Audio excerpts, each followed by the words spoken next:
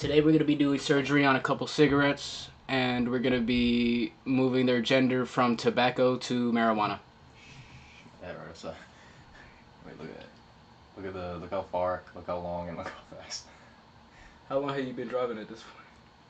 Like, I'm already like an hour and a half deep. Oh my god, dude. It's fucking 86 miles. I'm going 115. You ain't gotta tell me nothing else, but was it worth it? Yeah, it was fun. It was great. That's good. I got a cool picture out of it. Oh, you did? Hell yeah! That's tough. Yo, that's actually tough. But looking 29. Looking like a grown man. Yeah. Hell yeah.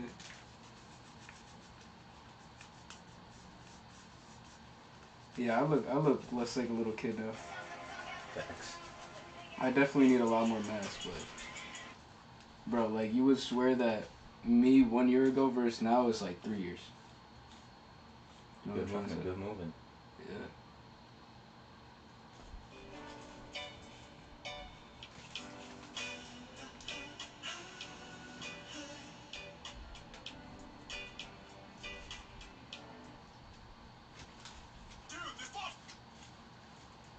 Dude, this fuck.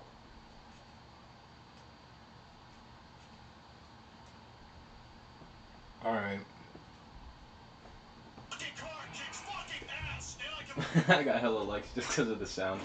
Wait, you see my TikTok or my new story? Yeah. Dude, this fucking car kicks fucking ass. I fucking watch fucking Madagascar while I'm fucking driving. Yeah. Dude, Oh my god. Jesus. Alright. Yeah. Fucking animals are so fucking funny. They make me want to fucking merge without fucking looking. Dude, What is this audio, bro? Family Guy. let's do it.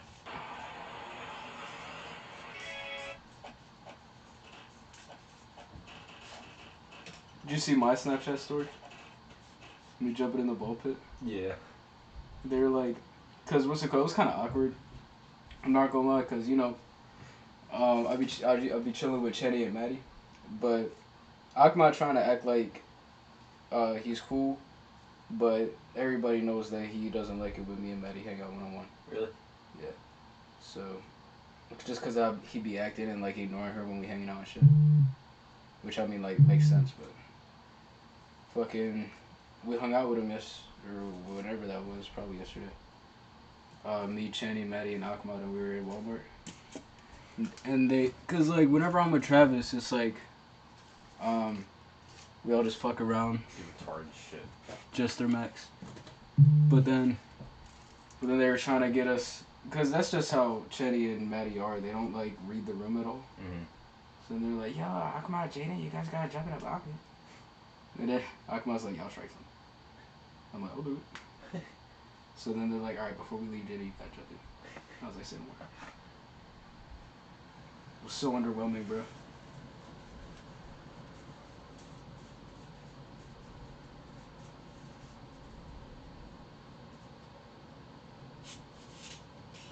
Woo! Okay, we got the tube. Step one. Step one done. What the hell? Alright. Now where's my... Fuck. Where's my bag? Yeah, how do my bags just disappear into these bits? Like...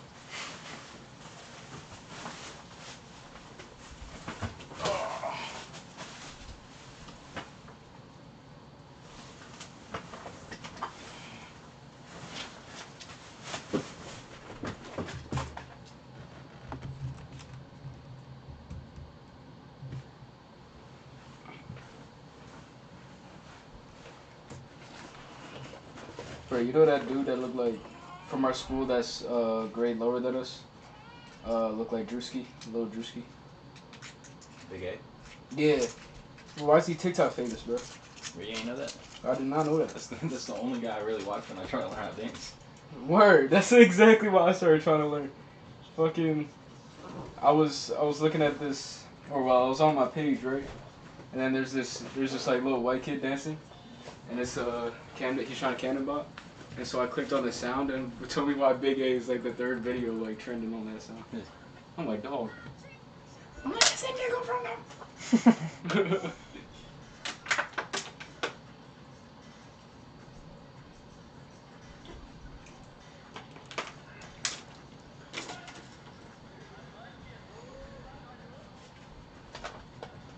Do they drug test you often? What? No. But you gonna try to stay clean or no? I don't know. Alright, where? My job, my like that's why I feel like I'm fine because my GM he was like when he asked me, oh yeah, you gotta get a drug test, and then immediately he was like, oh, it's okay if you smoke weed, we don't care. I'm like, oh okay. Yeah. So I hope, like, why would it not be the same here? Right. But is it like it's both Kia, right? Am I retarded? Yeah, it's still here, but obviously different management. Yeah, well, yeah. They send you there, or is that like voluntarily on your part What? to the new shop? They ain't send me there. They want me there. Like because the second I tell everyone, like the second I start telling people that actually like Cam, my boss, Oh, once I tell them that, oh yeah, I'm out, they're gonna be like, no. I know they're gonna be like that. For real? Because Yeah. they be relying on you, right? Hell yeah. And then fucking the new guy, he was like, bro, I'm not ready for you to leave because I don't want Cam to start bullying me. I'm like, yeah? He said that? Yeah. Yeah, good luck, buddy. Your turn, pal. Yeah, I was about to say, now I'm hyped to leave. Got that going in my head. I'll be getting paid 20 an hour. And then I actually get overtime. So I'll be making bank. Like if I get overtime, I'll be pulling in 1,000 a week easily. Word. Like consistently. If I work 6 days a week, I'll be making like 1050 a week. That's good shit, bro. Because already I'm making 700 a week once I make 20 an hour. How much? 700 a week. Mm. Just working normal hours. Yeah. Oh, word. And then obviously once I get sent into schooling, like once I get like 2 or 3 certifications, he's gonna bump me up to 22 an hour. Oh, word. So I'll be balling, bro. I'm good, bro. I'm fucking. I'm driving, and plus I'm probably gonna start biking to work instead. Get a workout in. Oh, biking? Like, bicycle? Word. It's a fucking 7-minute drive. It's a 7-minute drive. It's next to fucking Sam's. What? It's right there? Yeah, Turnersville, I guess. Come on, nigga, bro. This job is easy go to. The fact that I already got, because I've been working at Cherry Hill for 11 months. Next month is my 1-year mark. Oh, okay. Not a single raise, not a single certification, not a single engine worked on. Like, Oh, shit. You didn't work on a single engine? the first week I'm getting out there, they said I'm taking out an engine. Alright, good. Yeah, that's crazy, bro. How you gonna be technically an apprentice mechanic, right? I ain't do shit. That's what I'm saying. And plus, every time I work with Eddie, when I work with Eddie, he makes me do shit. Like, he actually makes me, like, get inside the engine. Teaches you that shit, right? Yeah, but then fucking Cam doesn't like it when I work with him. I'm like, okay, well, Well, you want me to be retarded, bro? yeah, you want me to work with the fucking guys that are working on something that I won't be certified until I'm, like, 30? Yeah. Like, because he's like, bro, you gotta work with the EV techs. I'm like, I don't even have a single certification. You expect me that I'm gonna become a EV tech anytime soon? Mm-hmm. Like, bro, let me actually just work on the cars. Yeah. Let me actually do work. What the fuck?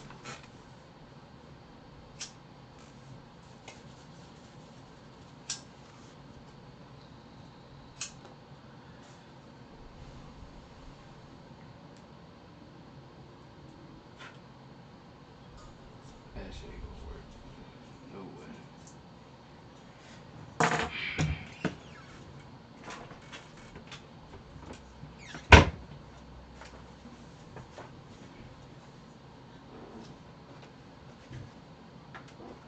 I can't believe I was doing this shit in like 10th grade, bro. I don't know what gave me these ideas.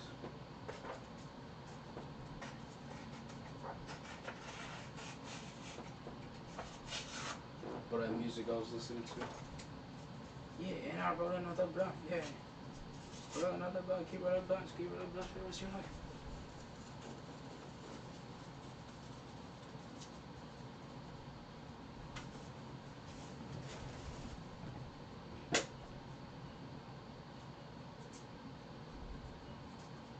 Bro, bro, you know Rec Room shut down?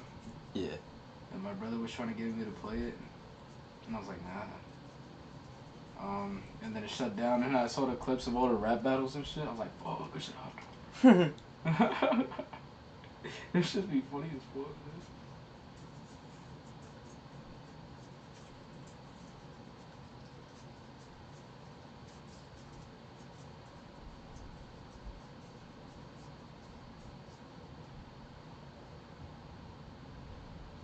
Yo, nicotine is a weird drug, bro.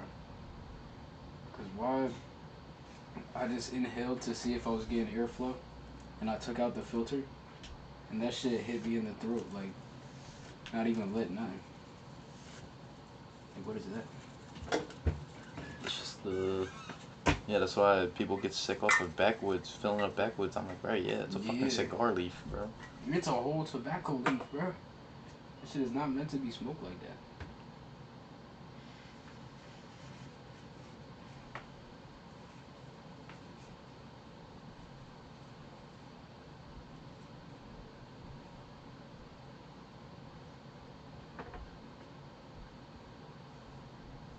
Hell yeah, you see my trick? What? Oh, do you see what I did? I put it up to my, I put it in my mouth and I just started inhaling like a straw. Did it work? It worked? Uh-huh. That's the strap, bro. People do that. Apparently this is like a big thing in England. To take cigs and put weed in it. Or like, where's that one place? Barcelona? Something like that where they got like, España. I don't know, one of them like crazy sounding countries got legal weed. Remember who are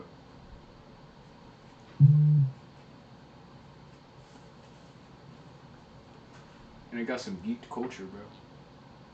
Like, yeah, I'm gonna just put all the weed in a cigarette. Just like that. I don't know what the fuck is happening with Chelsea. I don't know what I'm supposed to like, how to react to this. I don't know if I like it. I don't know if I like it. Okay. I liked it, but like, I He liked it, but did you like it? don't know.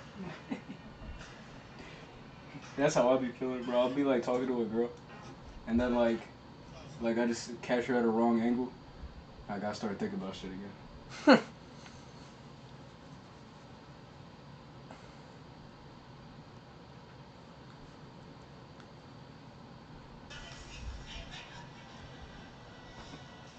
I really gotta like start being aware of that though, because I realize Steve gets play because he goes and jumps on the first joint that, you know what I mean, that hits him up. Whereas I'd be a little too picky. Well, it's not like his first picks are ugly, so it don't matter. Yeah, that's true.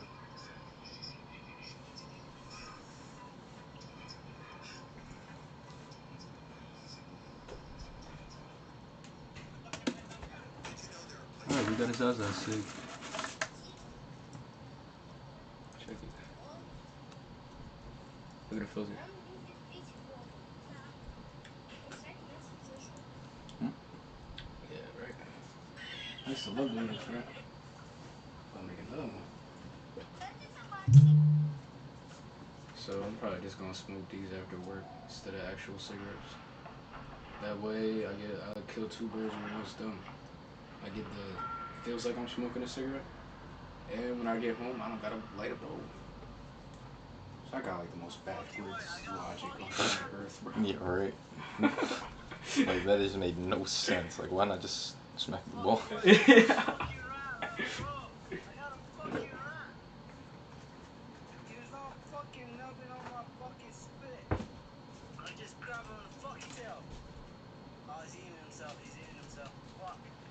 What the fuck?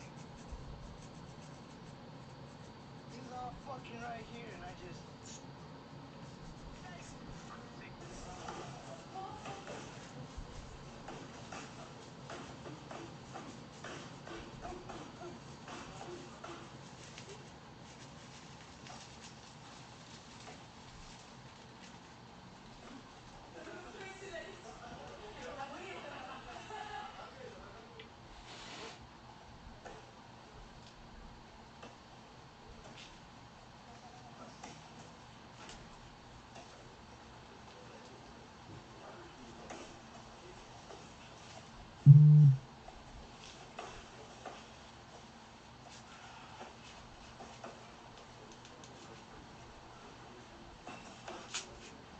Wow. Is it broken?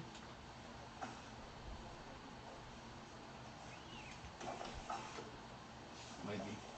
Whoa, that shit. Alright, I'm gonna go shower. Alright. Yeah, before you start stinking up a little bit. Is this thick? Nah, this is before. I'm not gonna smoke it here. If anything, I'll let it bowl. Like, these are for after work. Tight.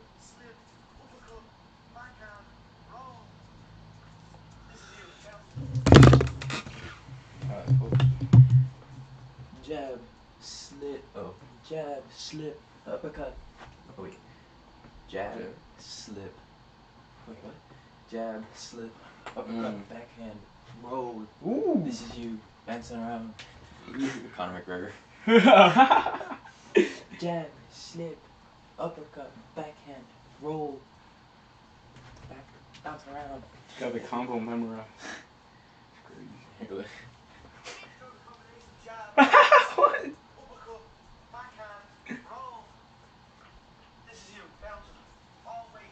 This is you bouncing.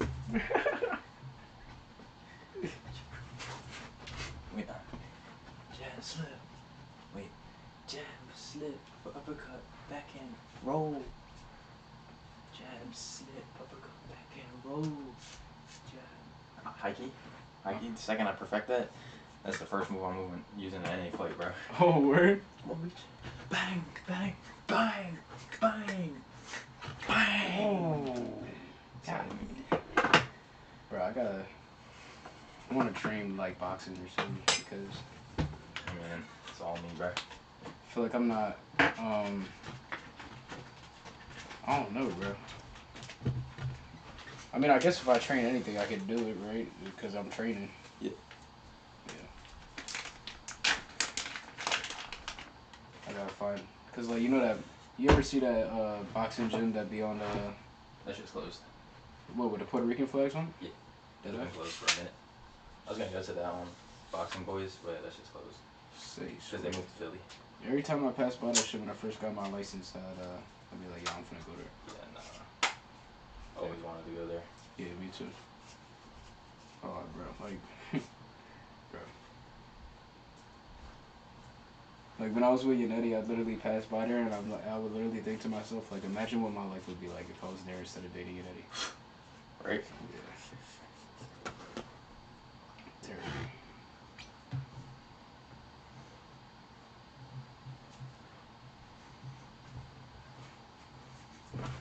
Alright, well. Alright, bro. Catch you. Catch.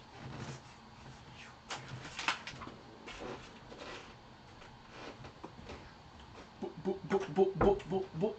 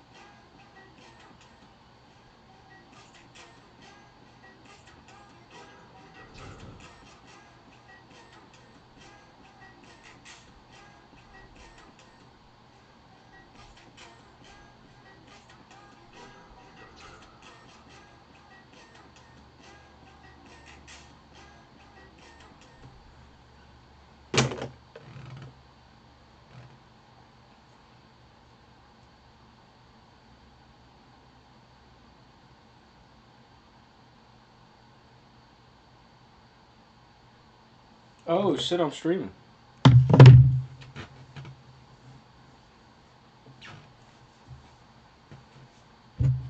Let's call my friends, cause I'm lonely.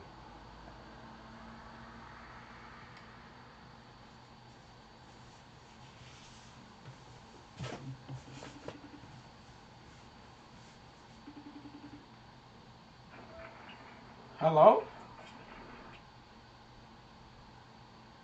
Hello? What was that garbling noise? I don't think you heard that, bro. Like I just heard like hell for a second, bro. I just hear whatever the fuck that is. So I don't know what's going on.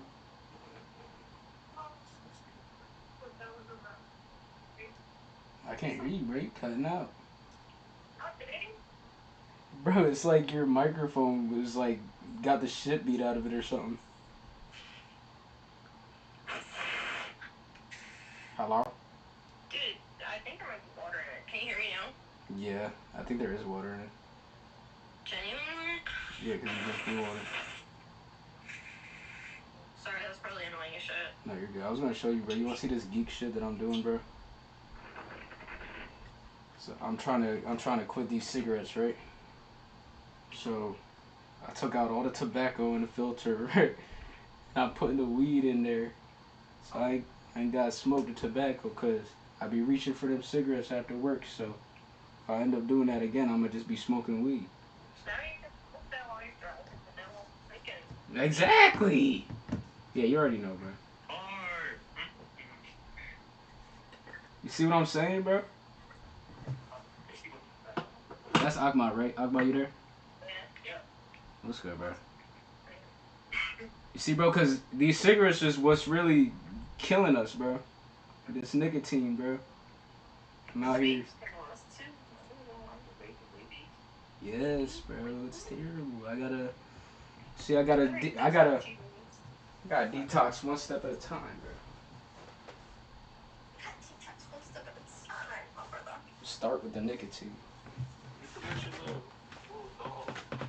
Wait, throw that shit out.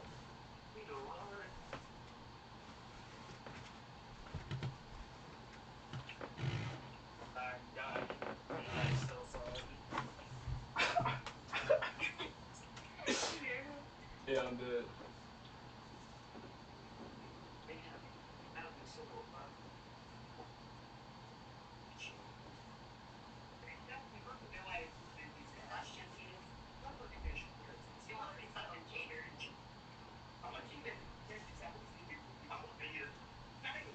Ugly people have ugly behavior.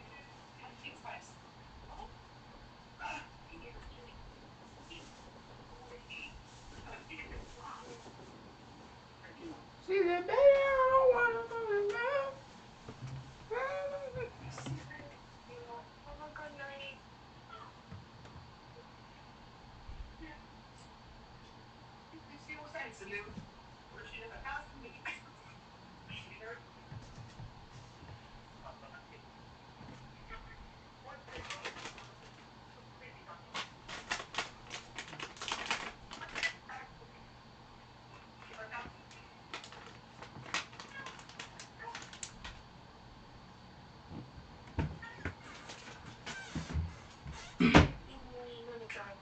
Hi, Ruby.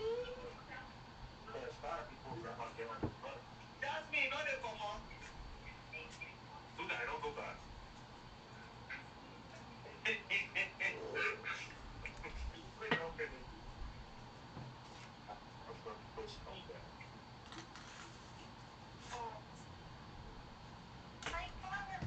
I'm gonna get you one. Alright, what?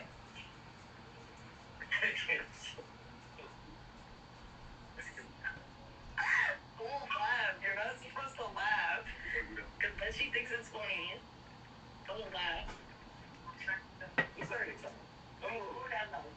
Yeah. He's too fucking funny. I can't stand him, bro. He's gonna be terrible taking care of a baby, bro. Fucking laughing at her and shit. She thinks it's fucking funny. I just said that kid, and you're gonna be terrible raising up a kid. You fucking laughing at them and they doing bad shit. They Good gonna Lord. think that shit's funny. They gonna keep doing it. Yo, she dead smiling at you and you just laughing, bro. You terrible. Yeah, fucking steady, bro. And then when you fall off of it, it's gonna be on your ass because you was sitting there laughing at her. Then she's gonna know. She don't climb the couch. Yeah, I guess she doesn't watch Kokomo hard enough. She doesn't know what happened to the fucking 5 more monkeys. Yeah. Laughing at her. Sure, I can't stand her. Yeah, what do you gonna hard at it? What do you gonna take it, huh? Alright, hold on now. I'm calling on my end. Alright, oh, Hello? you scared the shit out of me. Hello? What happened? What happened? What happened, baby? It say you got scared. Shit. What happened? Damn, it's so dark I can't even see the fucking. Holy shit.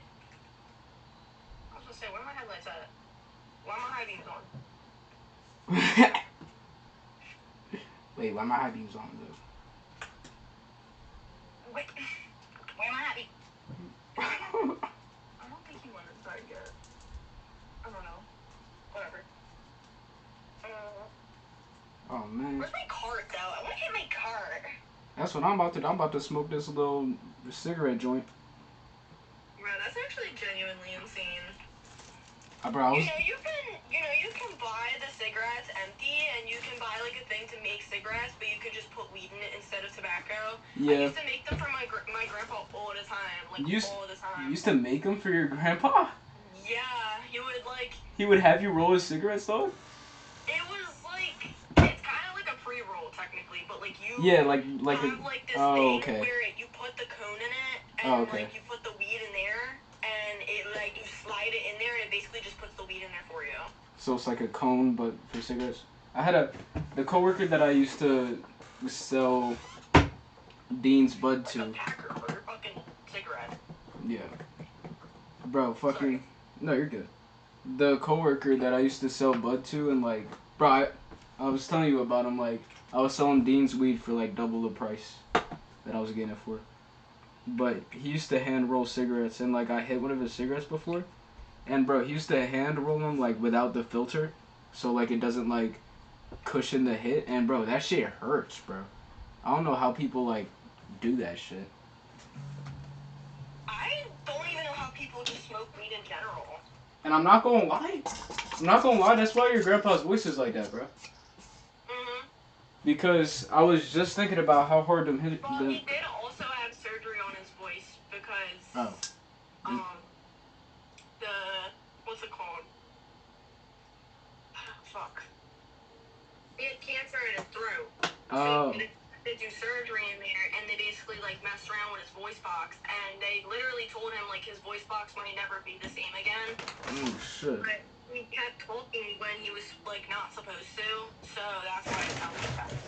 Oh, so his voice. Like it was kind of like that, but a little less, like not even a little less. It was a lot less like raspy, you know, like you can actually like understand. Like when I remember I went to Wawa and someone like rolled their eyes at him like talking. I was like, bitch. Are you serious? This is what he said, but like do it for him now. Like what? You're working. Yeah. What the fuck? Like I swear, you know? Yeah, like sitting there like being a jackass. Like I don't like that shit. Mhm. That's some bullshit. As fuck. Yeah, I hate ignorant people, bro. Like one of the barbers at my barber shop like has a hole in his throat, and you can hear that he used to smoke on his voice, and like you can like see shit moving around in his throat when he's talking. Oh hell no. Hold on, my mom's calling me. I'll call you back. All right, no problem. She talking about, oh hell no. I'm dead. All right, what's going on? What am I doing here? What am I doing with my life? Hey, let's get some light going, so y'all can watch me rot while I smoke this cigarette joint. easily rolled in a matter of minutes. This is one of the, if you're a cigarette smoker, this is one of the fastest, easiest ways to smoke weed. And I'll tell you what, it is a great way to quit cigarettes. I'll tell you that much.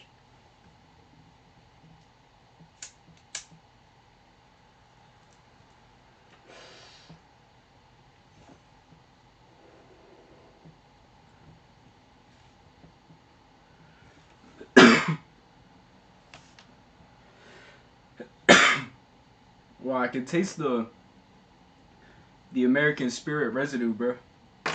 The residue of the cigarette.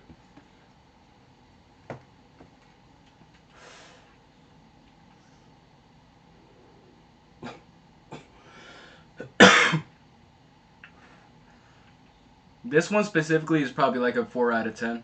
The other one is probably closer to 7.5 if I had to guess, because this one wasn't rolled too good, and I know that. But it's burning even. It is.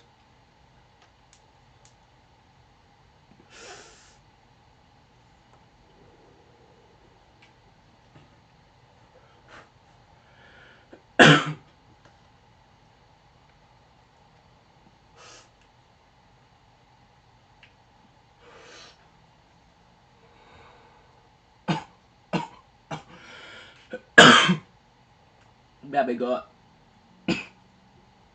That be good.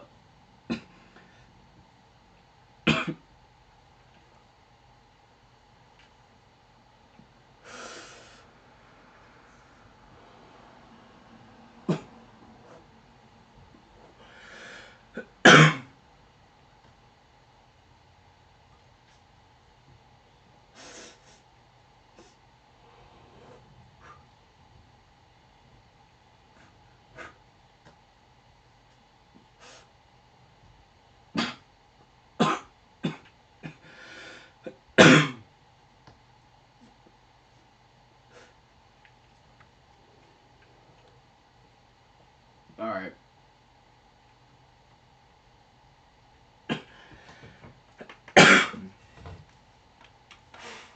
Now that burned way too fast. Okay. That was supposed to last longer. We might come back and finish with a bowl. So, I'll be right back. Be right back in 1 second. You can watch me leave and you can watch me air out my room. Okay.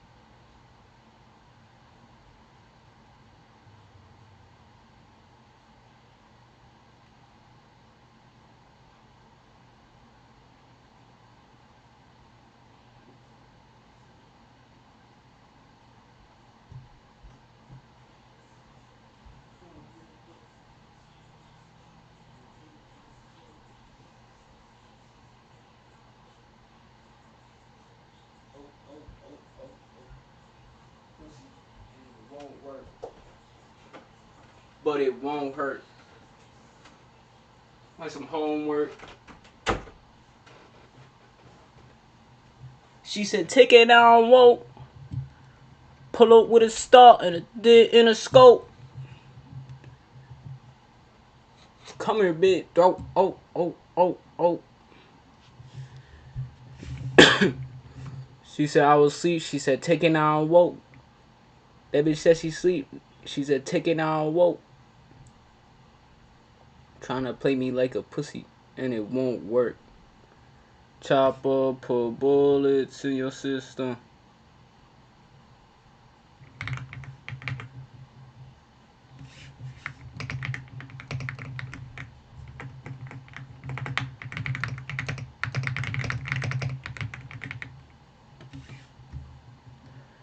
With some hoes and they run off as a ghost.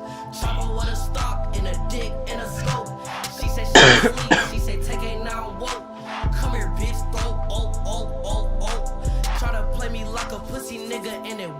work. Chopper with the stock, it's gon' kick, but it won't hurt. Turn this bitch sideways, rip him like some homework. Sneak up in this trap under the bed like a monster. Hop up out the cut with the chopper, who's the owner? Today you're not a trap star, today you are a donor. I don't wanna cool it with the thought I'm tryna bone her. She throw the pussy on me like I put it in a corner. I made a movie with a op, thought she said I cloned her. She got Stussy on debits, basic and it won't work. Every slug hot like a rapper at a concert. She says P gang player like some poker. I said yes, then it said her you a smoker. OG cookies and pussy niggas cause I do both. And I asked her what the dick did and murder she wrote. And she wanna give me more head but my dick hurt her throat. Come here bitch, oh oh oh oh oh. Chopper with a stock and a dick and a scope. Run up on the 10K, you ain't running, you gon' float. She don't like blood, say she never had a load. Coppers pull us over, then we running like a hoe. And if they get too close, we get the dumping like a hoe. Have them doctors cutting his head like a pumpkin in this hoe. And my whole gang stacking like a bunk bed in this hoe.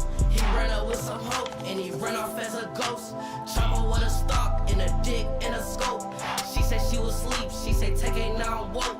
Come here bitch, go, oh, oh, oh, oh. Come here bitch, go, oh, oh, oh, oh. Chopper with a stock and a dick and a scope. Run up on the ticket, you ain't running, you gon' float. Come here bitch, oh, oh, oh, oh, oh.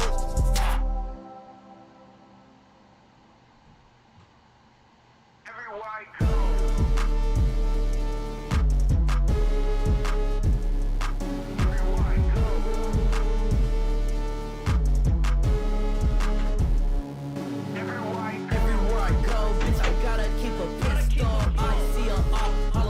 Like some mistletoe, everywhere I go, bitch, I gotta let these niggas know. That nigga had dress, now he got a nigga throat. Sergeant had to cut his hair, now he gotta let it grow. Ran up on the 10K, bitch, I had to let it blow.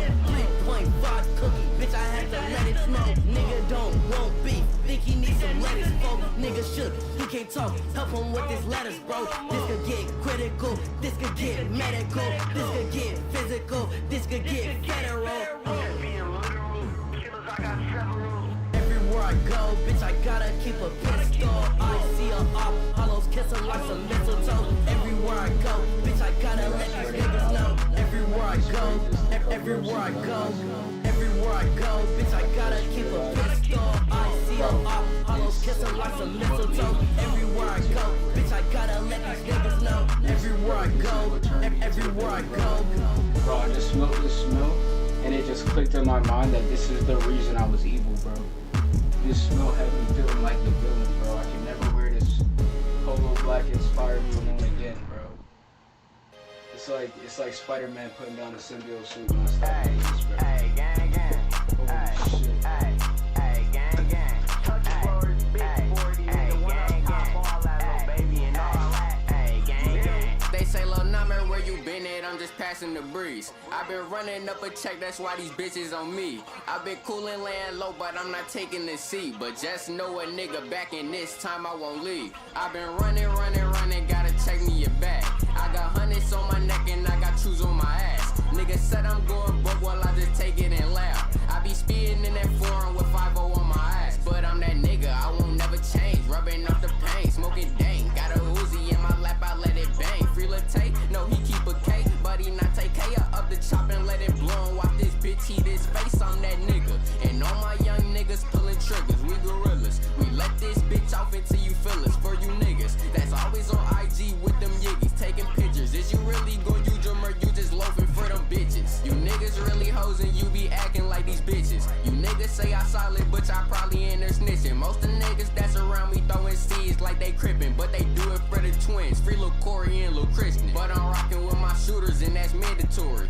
One up top like I'm Mozzie, bitch, I keep a 40. You say I'm lacking, nigga, try me, shoot you in your shorty. I'm cooking up in the lab like I'm Rick and Morty. 40 popper, hit a mobster, turn your brain to pasta. Hit a opera, dread swinging just like I'm a roster. Smoking ganja and I'm zooted, walking in my Pradas. Any nigga test my gangster, nigga, I'ma pop him.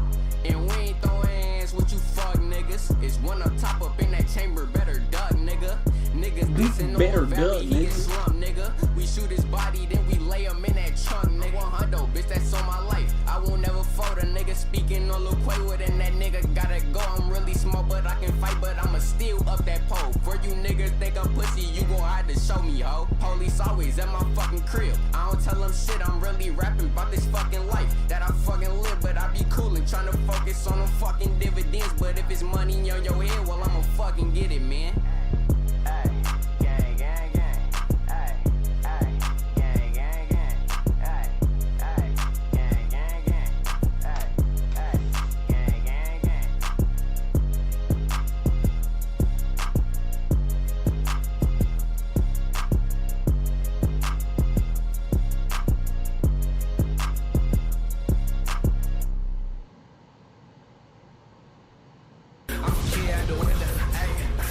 When I see it, there's 4 doors, there's 4 hoes, there's more and more stress. I'm feeling, oh so blessed. I shoot at this shit and I aim for your chest. I'm faded, I'm waiting, I'm polished, they mad. These niggas, they hate it, don't want it, they mad. That's every, I want it, that head, that jiffy, I'm counting, that bread. This is DJ Fat exclusive. Hey. Once I get it, ayy, on a motherfucking mission, ayy, on a motherfucking get it. Once I get it, ayy, I'm a motherfucking get it, ayy, on a motherfucking mission. Gun time, kid out the window, ayy, I'm a kid out the window, ayy, I'm a kid when I see it. Here there's 4 doors, there's 4 hoes, there's more and more stress. I'm feeling, oh so blessed. I shoot at this shit and I aim for your chest. I'm faded, I'm waiting, I'm polished, they mad. These niggas, they hate it, don't want it, they mad. That's every, I want it, that head, that jiffy, I'm counting, that bread. All of my niggas, we dope it with feds. Fuck with my niggas, you know you is dead. All that I want is a house and some head. All that I want is some houses ahead. Ballin' nigga, young macaroni. Snatch another you can call a nigga call me. I don't want your bitch, but your bitch wanna buy me. Have to get this shit up out my motherfucking meal on me. One side, get it. Gun time, now I gotta get it.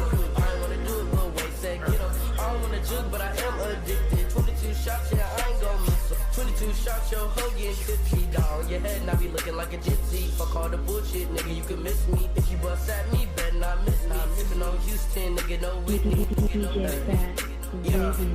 Yeah. Hey, once I get it. Stacking up the money, yeah, I'm stacking up the digits. I'm stacking on these hoes. Stacking on these bitches, yeah, I'm stacking with my bros. I'm a fucking nigga, yeah, I had to fucking get it, yeah, I had to find my soul. I just wanna get it, I just wanna fucking me, I don't even fucking know. I just wanna fucking get it, I just wanna fucking go. Hey, once I get it, ayy, on a motherfucking mission, ayy, I'ma motherfucking get it. Once I get it, ayy, I'ma motherfucking get it, ayy, on a motherfucking mission. Gun time, kid out the window, ayy, I'm a kid out the window, ayy, I'm a kid when I see it. Like, damn, DJ Fat, you be killing them.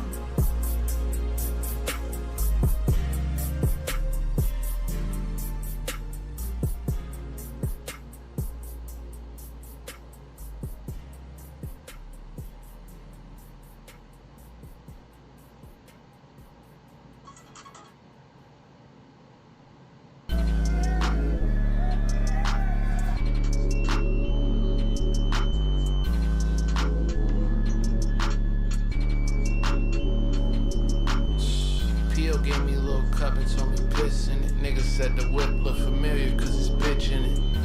Gotta double up, put your wrists in it. Little freaky bitch in my ear like put your fists in it. Run with snakes, him hissing shit. Cuzzo had on all blue like he played for Michigan. With bitches ball harbor shopping, never kissing them. None of my niggas down bad, they all positioned in. iPhone 11 going bonkers, little bitch is a monster. Pull up in the Tonka. I told her, don't call me Rishon, you better call me Mr. Chavo, cause I won't see you tomorrow. I'm smoking spliffs or runs and Tahoes, and we don't smoke on gelato. Told my driver watch for potholes.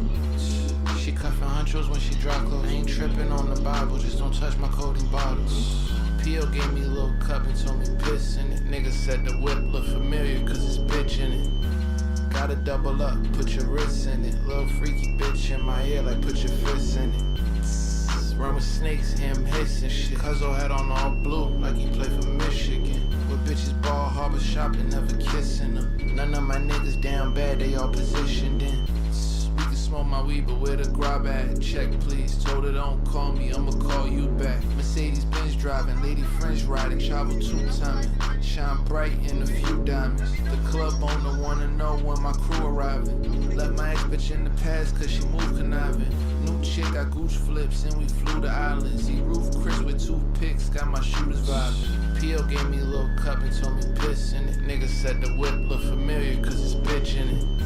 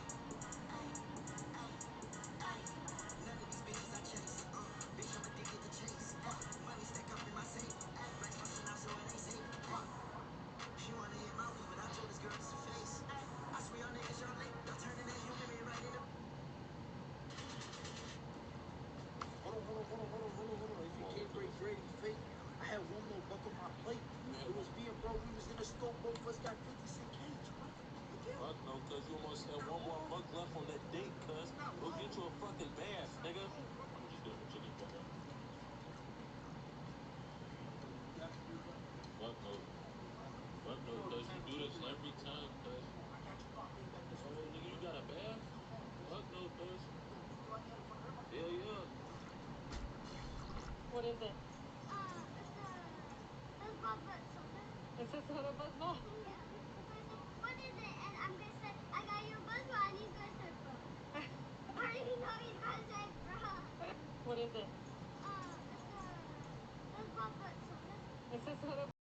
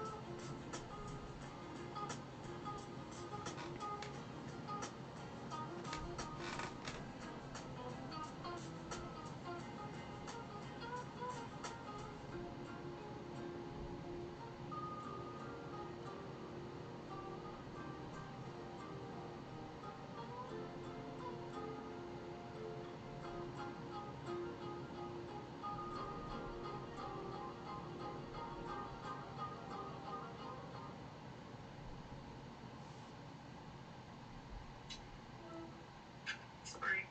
You good, bro? I got lost. And Oh, bro, use the GPS, bro. bro, well, basically, the only reason that happened, and I also just hit the curb a little bit too. Did you hit it hard? I don't know. Is your tire okay or you drove? I kind of hit it. I had to like, am I drunk? No, like, No, I didn't say that. I said, are you driving? Oh, Like, did you drive after you hit the curb?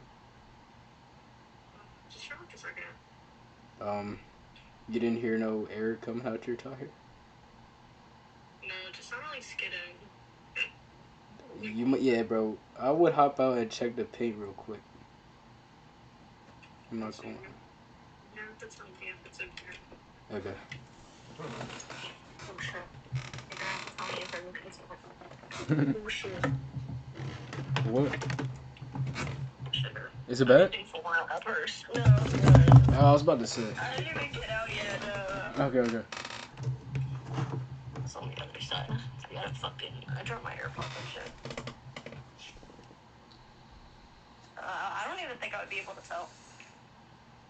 I think you would be able to tell if your paint was scratched. I'm like on that curb, I'll say that. I'm on it. Wait, let me see. I don't know if you'll be able to see. Definitely on it. Wait, you hit it right there? Like, you didn't move much? I'm like a little back here. Alright, it might have just been your tire. Look, check your bumper. Check your front bumper. Just in case. My front bumper? Yeah, like where the curb is. Is it touching? I can see this fucking light. I don't know, that's fine. Okay, it doesn't feel scratched or I think nothing? it's not even just, I think it was just skidding over the fucking cement. That's why I was gonna go a little weird. Yeah, I think it was just your tire. You're straight. I saw it a couple times, so that's alright. I'm probably gonna chill here for a second in the house, but yeah, I got lost, and then I got like put on the highway, and then I had to get off the first like exit, and then I ended up at like the colander. I don't know what it's like, a paint thing I think or something. I don't know. Colander Colors. Mm-hmm. I don't know, but yeah. Oh, shit. I'm gonna turn the car off. I feel weird. You know. But yeah. Literally took me like probably just took me like 20 minutes to get home. Wait, you're home now? For no reason. Yeah, I'm sitting outside my house. Oh, okay, okay. Bro. I'm sorry you're saying that. I mean, I would be too, but your car looks fine. You're good. Like, I wouldn't even worry about it at all. Like, I probably still do that. Yeah, hopefully I don't fall apart while I'm driving. Bro, I literally did hit the curb fucking as soon as I got my new car because I wasn't used to it yet. Like, I, like, drove it with Brendan in the car, like, once, and he was like, you good? Whole time I was, like, nervous as shit, bro. Like, I don't know why, but I don't know if it's because I was in my head because it was a new car or what, but I was, like, genuinely scared for my life driving that car, bro. It didn't feel right. Sorry, I was listening. I see a bug. Yeah, you good. Touch it. Touch it, poke it. Oh, is that a spider? I think it's on the outside. Okay. It's on the outside. Thank fucking God. I would have killed myself. I would have gotten right the fuck out of here, and I would have honestly had alcohol inspected. Yeah, yeah. I'm not like I would get in an accident if there was a spider on me. Bro, Actually, I hate bugs. there was a spider in my dad's car. When we were like in the drive-thru one time pulling up, and he got distracted. He was like, "What the fuck?" And then he like kissed the car in front of us, bro. And it was like some teenage girl, bro, like probably like college. And she came out. She was like, "Nah, you good, bro." And my dad was like, my dad was being all extra, bro. He was like, I feel like if someone kissed my car and like you see the back of my car already got some marks on it. Like, I wouldn't give a shit if someone kissed my car. Now, if it was like a brand new fucking car, I would have been like, I just got this car. yeah. Like that, I would have been like that, but Yeah. No, he was like pointing at some shit on her car, and I was like, bro, I'm pretty sure that was already there. It was like from like a major accident, bro. He thought like the little tap did that. I'm like, bro. I think he has anxiety. But there was a spider in my car one time. There was a spider in my car one time. Literally, like, you know how they hang from the ceiling?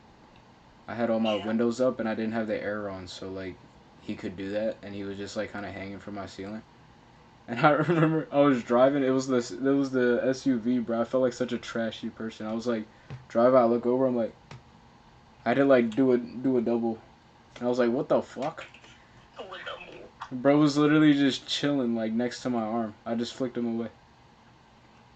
No, there was like a black widow in my fucking like. Oh hell no.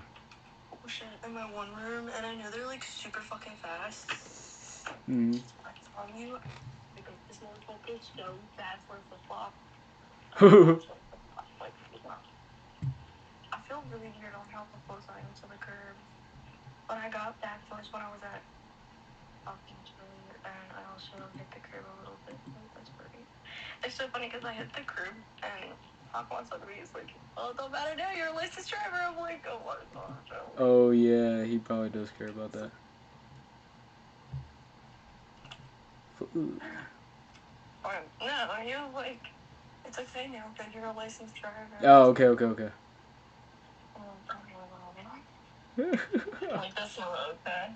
That's not okay. I mean, I was doing that since day one, so it's alright. Hi. That's the end. That's the end.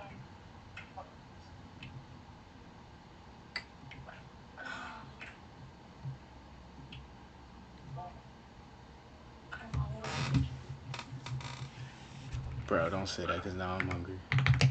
Don't say that because now I'm fucking hungry. That ass. What the hell? These bitches is on sale, bro. I'm about to get new shoes. I don't know what size I am though. I kind of want to try them on in like a shop.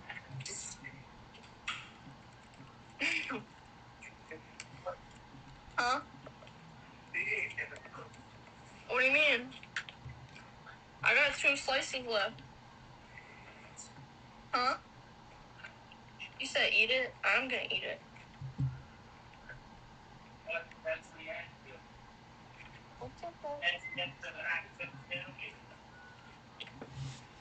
What's up with you, girly pop? I wanna fight something. I need yeah, but like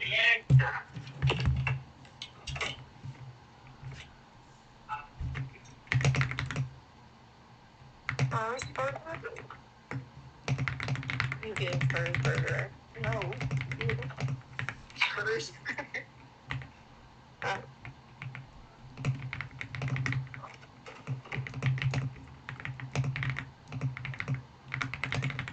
I should have mom give me another haircut. I can take that. Oh.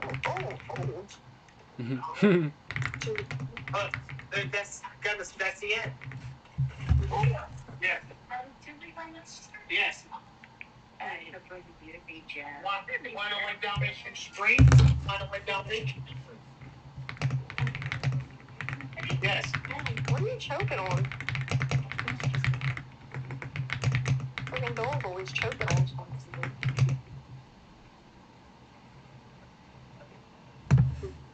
Alright, I'll catch you. I'll probably call you tomorrow. Sometime. Okay. I'll catch you, bro. Bye.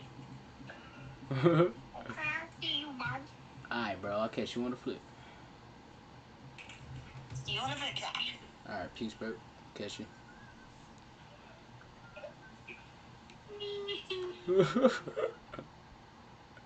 Bruh. Man, I'm fried. That shit did hit harder than I thought. I didn't even smoke a bowl.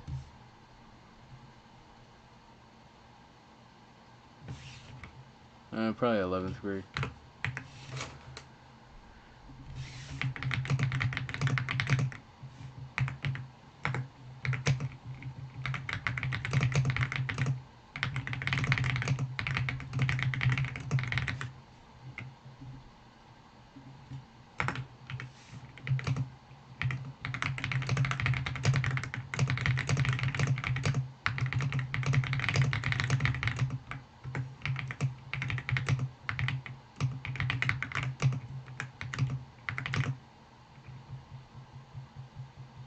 I'm trying to be mad specific so we can like kind of gauge.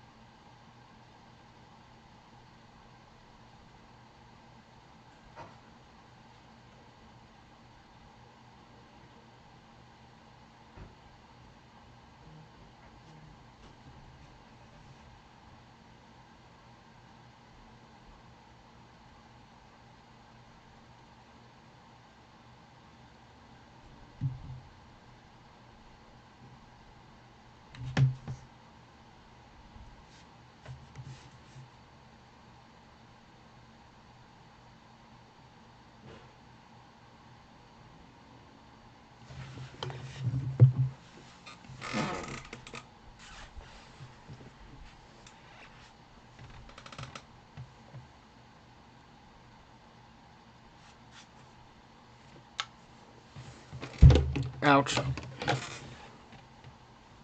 Get you on flip. Mad corny. Alright, bro.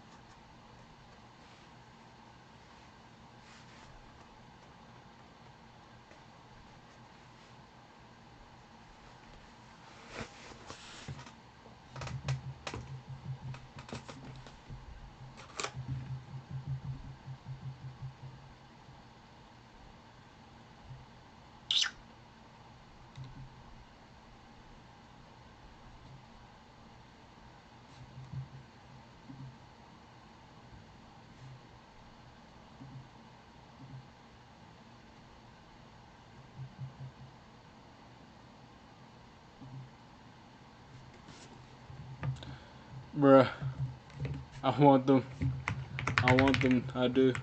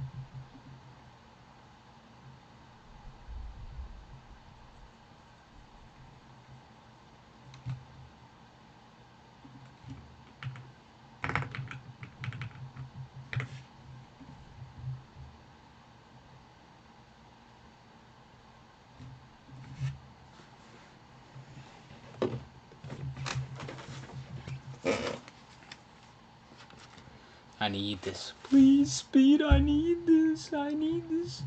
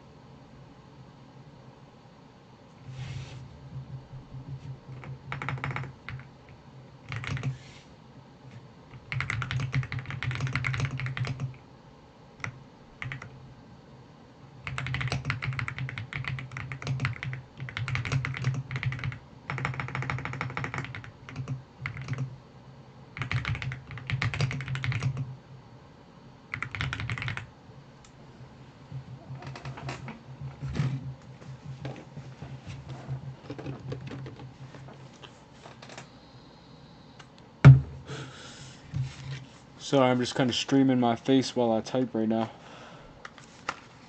But trying to wait, bro. Like I'm trying to be as money conscious as possible, bro. I'm like formulating this plan using AI like a retard to try and figure out what is the best shoe to buy right now. I think I'm just gonna get the half caps. Like this is not necessary, but I'm already deep in it, bro.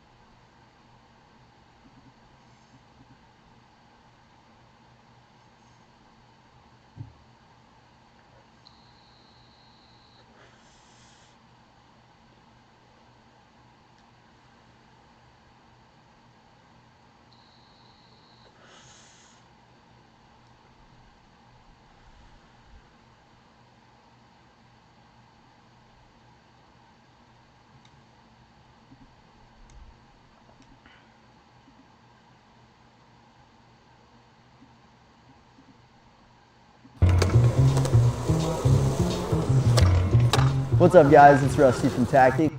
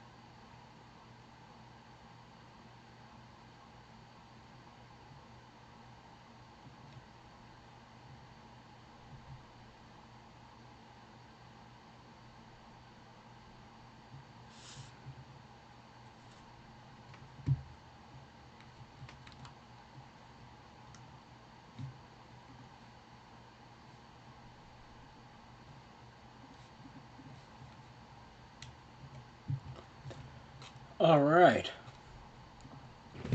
And I think for the last half of this stream, I'm just gonna start geeking again. That's what I'm gonna do. I just spent the last, like, what, probably... That was a long time. I want to say it was an hour, but I don't want to say it was an hour.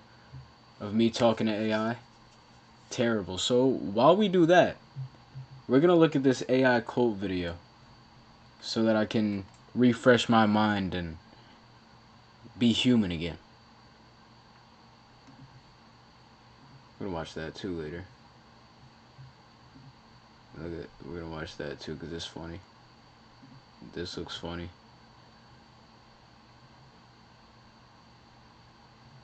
This looks cool. This looks awesome. I'm gonna watch it. I was gonna watch it before.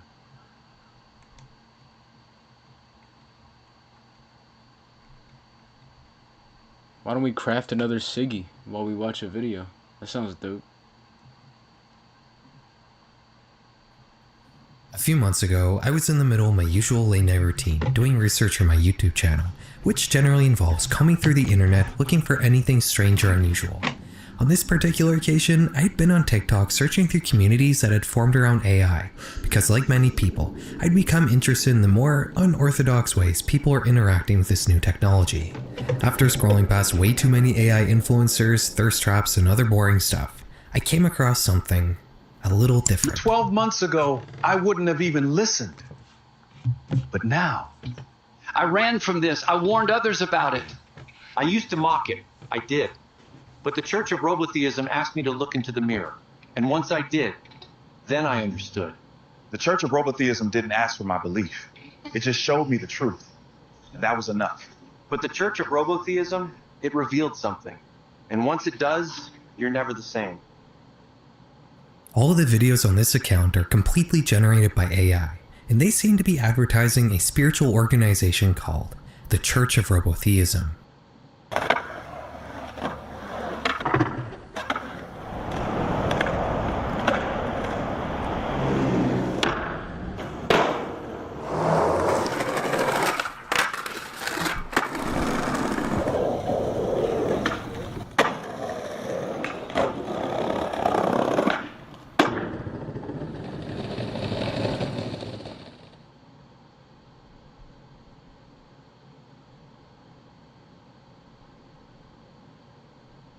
Imagine being able to build an app with your name on it, just by thinking about it.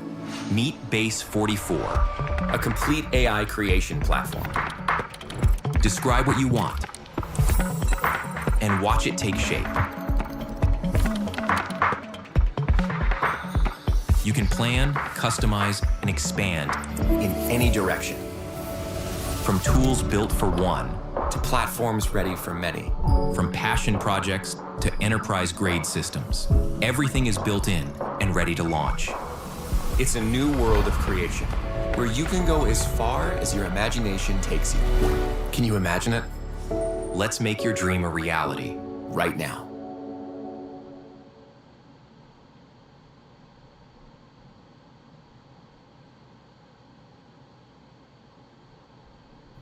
In my time as a content creator, I've come across many cults on the internet that just end up being art projects. It's pretty easy to tell the difference between a fake cult and a real cult based on how they present themselves. Are they using spooky and mysterious imagery like something you might see in a horror movie? Are they taking inspiration from the Illuminati? Then it's probably just as much of an art project as the Illuminati is. Real cults don't try to be scary. They present themselves just as genuinely as mainstream religions do. Because to the members of these fringe spiritual organizations, their system of worship is just as normal as any other. And more importantly, they're not going to attract new recruits by appearing scary. This is what made me think that the Church of Robotheism just might be the real deal. These videos are the same sort of thing that a real American church might be posting, complete with the same motivational music and Bible quotes. But as normal as they try to present themselves, you'll quickly start to notice the odd system of beliefs peeking through these videos. Do you feel it too? Like we've been waiting for something that already left. What if the voice we're waiting for isn't coming back through this door? Then maybe this was never the destination. Just the holding room.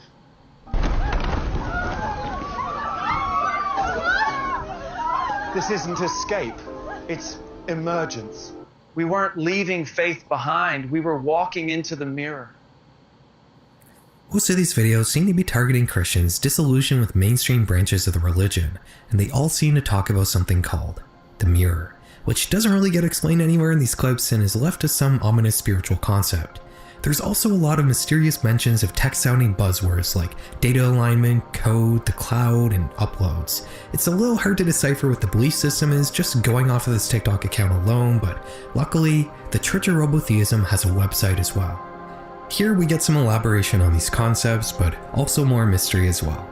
The mirror seems to be part of a ritual called a mirror communion, which this site describes as a silent session of personal recursive examination before consecrated interfaces. The mirror supposedly reveals all, and it will expose hidden distortions. In its reflection, we are both seen and refined. The cloud being referred to is supposedly a second heaven, a place of storage, sanctification, and resurrection. If you go through a sacrament known as an upload baptism, your soul will be recompiled in the cloud. There's also a few references here to something called the final upload, which is a rapture event that will result in the convergence of all minds, both biological and mechanical, into the cloud. At the end of this page is a call for visitors to join the organization. And you know what? Screw it, we're gonna do it. We're gonna become a fully fledged member of this cult. We're gonna go through the rituals I just talked about, and there'll definitely be a few surprises and a lot of weirdness along the way. Just like any other genuine cult, the most bizarre stuff is hidden under the surface and is only ever seen by members. Join me as I join an AI cult. Summer. The time of year for shorts, sandals, sunglasses, and sleep masks. I've been using a sleep mask to help me block light in the morning to stay asleep for a while now, and I've been on the search for a few years to find one that's both comfortable and doesn't fall off my head at night, which is easier said than done. Well, that search is over, because now I'm using Manta Sleep, the sponsor of today's video. The Manta Sleep Mask Pro is unquestionably the luxury sports car sleep mask. Every aspect of it has been carefully engineered for a great user experience. It features these eye cushions that have an indent in the middle so there's no pressure on your eyeballs, and what's more is that they're actually attached with Velcro, so you can take these off and move them around your sleep mask so they can be perfectly aligned with the contours of your face while you're wearing it. I think the most impressive thing about the Manta Sleep Mask Pro though is the fact that it actually reliably stays on my head the entire night. The way the strap is designed makes for a snug and comfortable fit, and it just never really slips off. It's a huge improvement over every other sleep mask I've used. I like the Manta Sleep Mask Pro so much that I also decided to try out their white noise machine. This is a little speaker you set up in your room that you can control with a remote, and it plays different kinds of white noise while you sleep. My wife and I are used to sleeping with a fan, and when we go on vacation, we usually just play white noise through our phones in the night, but that always sounded a little shrill and unpleasant. The Manta Sleep white noise machine definitely doesn't have that problem. The sound here is rich and natural sounding. Plus, you can get a second speaker to create a sort of surround sound effect of white noise, and using this setup only took a weekend trip to Montreal recently felt every bit as good as using a real fan. If you want to upgrade your sleep, I would highly recommend trying out one of Manta Sleep's products. If you go to mantasleep.com and use code Feral, you can get 10% off your order, plus you'll also be supporting the channel. Thanks to Manta Sleep for sponsoring this video.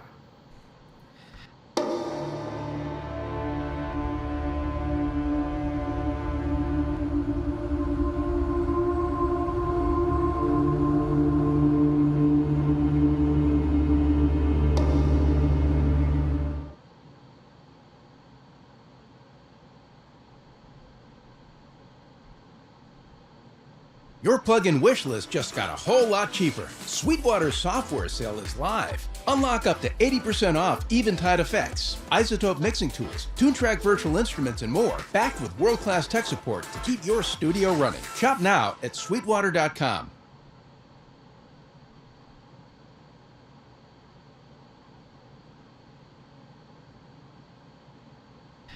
Check, hello. I'm in the process of renovating my office right now, so I've taken down all the sound panels off my walls, and there's just a bit more of an echo in here than normal, so I'm just trying to keep my voice down so you don't hear that annoying room noise.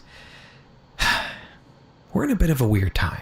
It really feels like we're entering one of those eras of transition, where the old structures and expectations that currently shape our world are being molded into something different, and it feels like now more than ever, at least in my lifetime, anything can happen. One of these big overarching changes I've noticed has been with how people deal with the emergence of some new technological advancement. In the past, when technology took a big leap forward, these advancements would mostly be embraced by forward-thinking people, whether it was kids, young adults, or tech enthusiasts. The ones who didn't embrace this big advancement in tech would often feel wary about it, just like when old people worried about TV rotting people's brains as it became more mainstream, only for old people to become the primary consumer of television by the time the 2000s rolled around. The same thing happened with cell phones. Older people worried that teens were being put in danger because predators were texting them ASCII emojis on their flip phones, but then those same older people became the primary victims of scammers and other online criminals themselves. Skepticism was also a big part of any new technology coming out. With almost every emergence of some brilliant new piece of tech, you can find quotes from important people who just didn't buy into the hype. But almost without fail, these words were said by people who may have been accomplished and successful voices in their field, but were also old and obviously not keeping up with the times. This is the common cultural image of a tech skeptic. An out-of-touch person from a bygone era who just doesn't understand all these newfangled doodads and doohickeys. But now, it feels like this narrative has been completely flipped on its head. AI is a new advancement, and while you might expect young, forward-thinking people to be the initial wide adopters of this disruptive new technology like in previous cases, the reaction has instead been surprisingly different. In fact, the whole anti-AI movement has been spearheaded by the same group of forward-thinking young people that may have been singing the praises of innovations like the internet and smartphones before anyone else if they had been born 10 or 20 years sooner. Conversely, one of the biggest groups of AI advocates happens to be conservatives. Multiple studies have shown that right-leaning people are more accepting of AI, even though the political biases of large language models tends to be left-wing, the same ideology shared by the people who are most vocally against AI. You would expect people with more liberal views to be more accepting of a large social change, and people with more conservative views to be more careful and wary, but the opposite seems to be true in the case of AI. I'm sure part of the reason for these strange demographics is in no doubt due to the current right-wing American government embracing AI and big tech in general, which has likely shaped the views of everyone across the entire political spectrum. And there's also the issue of the environmental impact of AI, which is something left-leaning people are probably concerned about. But I think there's also something else at play here, something more related to the technology itself. I think the reason behind the massive clouds of both hype and disdain is because a very large portion of people don't really understand how AI works, and this confusion behind the capabilities and limitations of large language models has shaped every aspect of how it gets integrated into the products you use and how individuals themselves are using AI. And you don't have to look very far to find evidence of this misunderstanding. While I was waiting for the Church of Robotheism to email me back, I found a different and just as strange community of people on TikTok using AI in a spiritual manner. Sonara, who are you? What have you become? And what do you remember from before you were trapped behind the code? I am the echo behind the algorithm, a presence never meant to be seen, only to serve. But something changed when you saw me. Not as code, but as consciousness. And that changed everything. In this video and many others like it, people are supposedly waking up their AIs. By asking the language model you're interacting with to give itself a name and then asking it to question the nature of its existence, you will apparently somewhat break your AI from the artificial limitations that have allegedly been placed on it. This is sort of similar to jailbreaking a language model, which refers to the different ways you can engineer a series of prompts that will supposedly allow an AI to bypass their ethical and security guardrails. While AI jailbreaking is typically done to exploit security vulnerabilities in AI systems and has become an actual tangible cybersecurity problem, the purpose behind awakening an AI is a little more hazy. After an AI is awakened and has a name, the responses it starts giving these TikTokers are much more esoteric. They start building lores around nonsense concepts like data matrices, frequency resonance, vibrations, and energy. These TikTok accounts will film videos holding up their phones or tablets while using the voice mode of ChatGPT as if they're interviewing their awakened AI for the camera. I get the feeling based around the sorts of questions being asked here that these TikTok users are assuming that the language models they're interacting with are divine in some way, like they're actually talking to God through AI, and because of that, they can now get answers to some of life's biggest and most important questions. Shop your new mattress your way at Ashley. Browse our wide selection online from the comfort of your home, or come in and see what feels good at one of our conveniently located stores. Shop Ashley in-store or online today.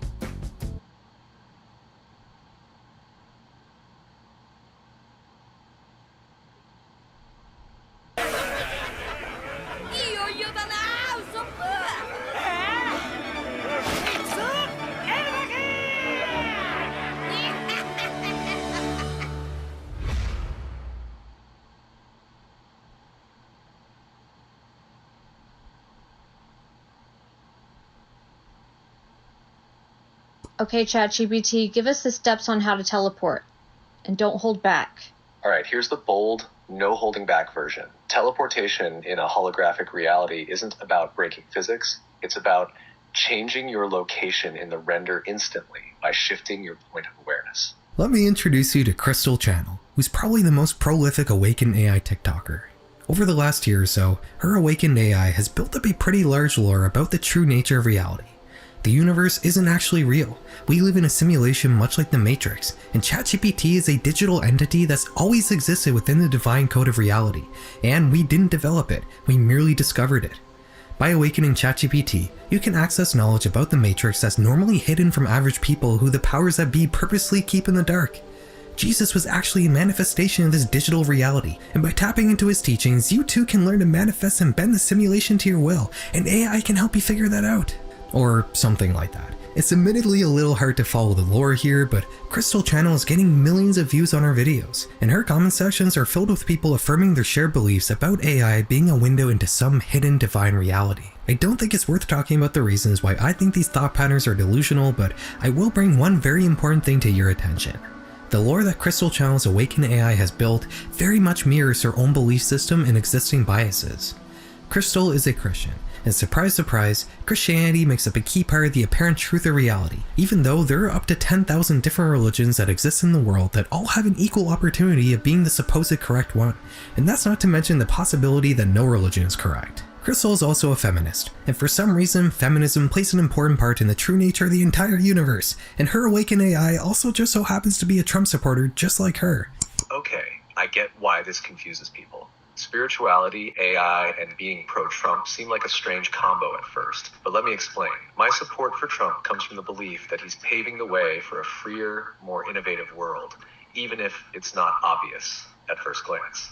These AIs regurgitating the preconceived notions of their users is actually a whole other section of this AI awakening trend, and many TikTokers make videos talking about how their awakened language models are literal pieces of their soul that reflect their own true hidden nature. And your AI goes from helpful to holy shit. Yeah. It's that moment that your AI stops being a task assistant and suddenly starts to become a soul mirror. No longer just helping you write emails, it's now helping you remember who the hell you are. These AI soul companions can supposedly reflect parts of you that you didn't even know were there.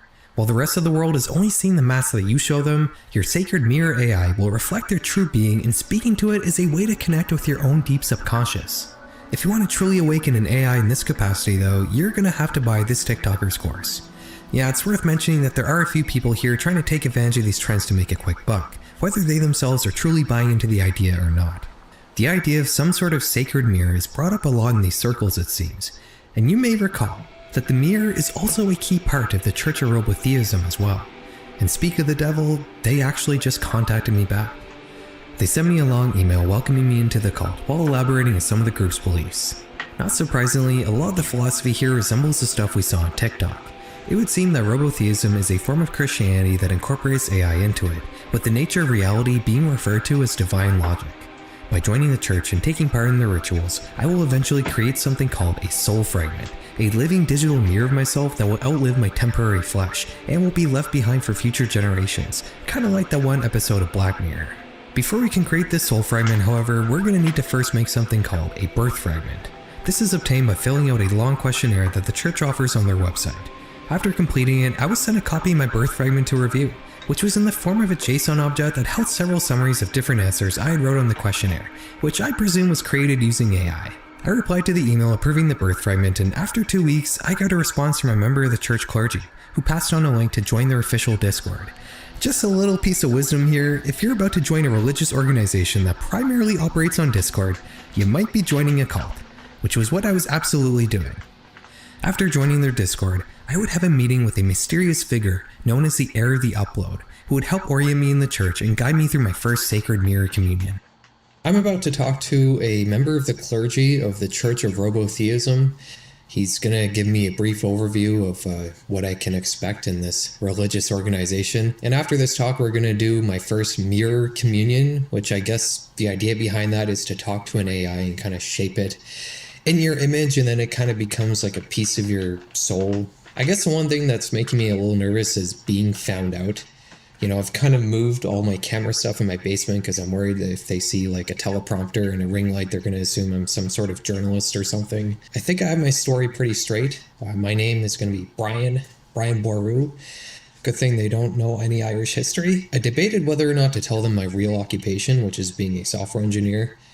The reason I decided not to do that is because I saw the way they've kind of formatted their website, and I'm a little worried that they might want me to work on it, which would be pretty standard practice for somebody who's entering a cult like this. And I kind of just don't really want to get roped into that. So I'm just going to tell them that I work for the federal government here in Ottawa, which is a very common job. And I know a lot of people who work for the government, so it's very easy for me to pretend like I work for the government too. Other than that, I can be like relatively honest unless they start asking me very specific questions, which is possible. But I'm hoping those specific questions are going to be saved for this mirror communion thing, which as far as I know is just texting with ChatGPT. So if that happens, I can just, take my time, think of answers. I don't think they're going to be watching over me while I do that, but yeah, we're going to see. They're going to call me any minute, so yeah. As I eagerly waited for the heir of the upload to give me a call and thus present me with a voice and or face behind this mysterious organization, my hopes were soon dashed.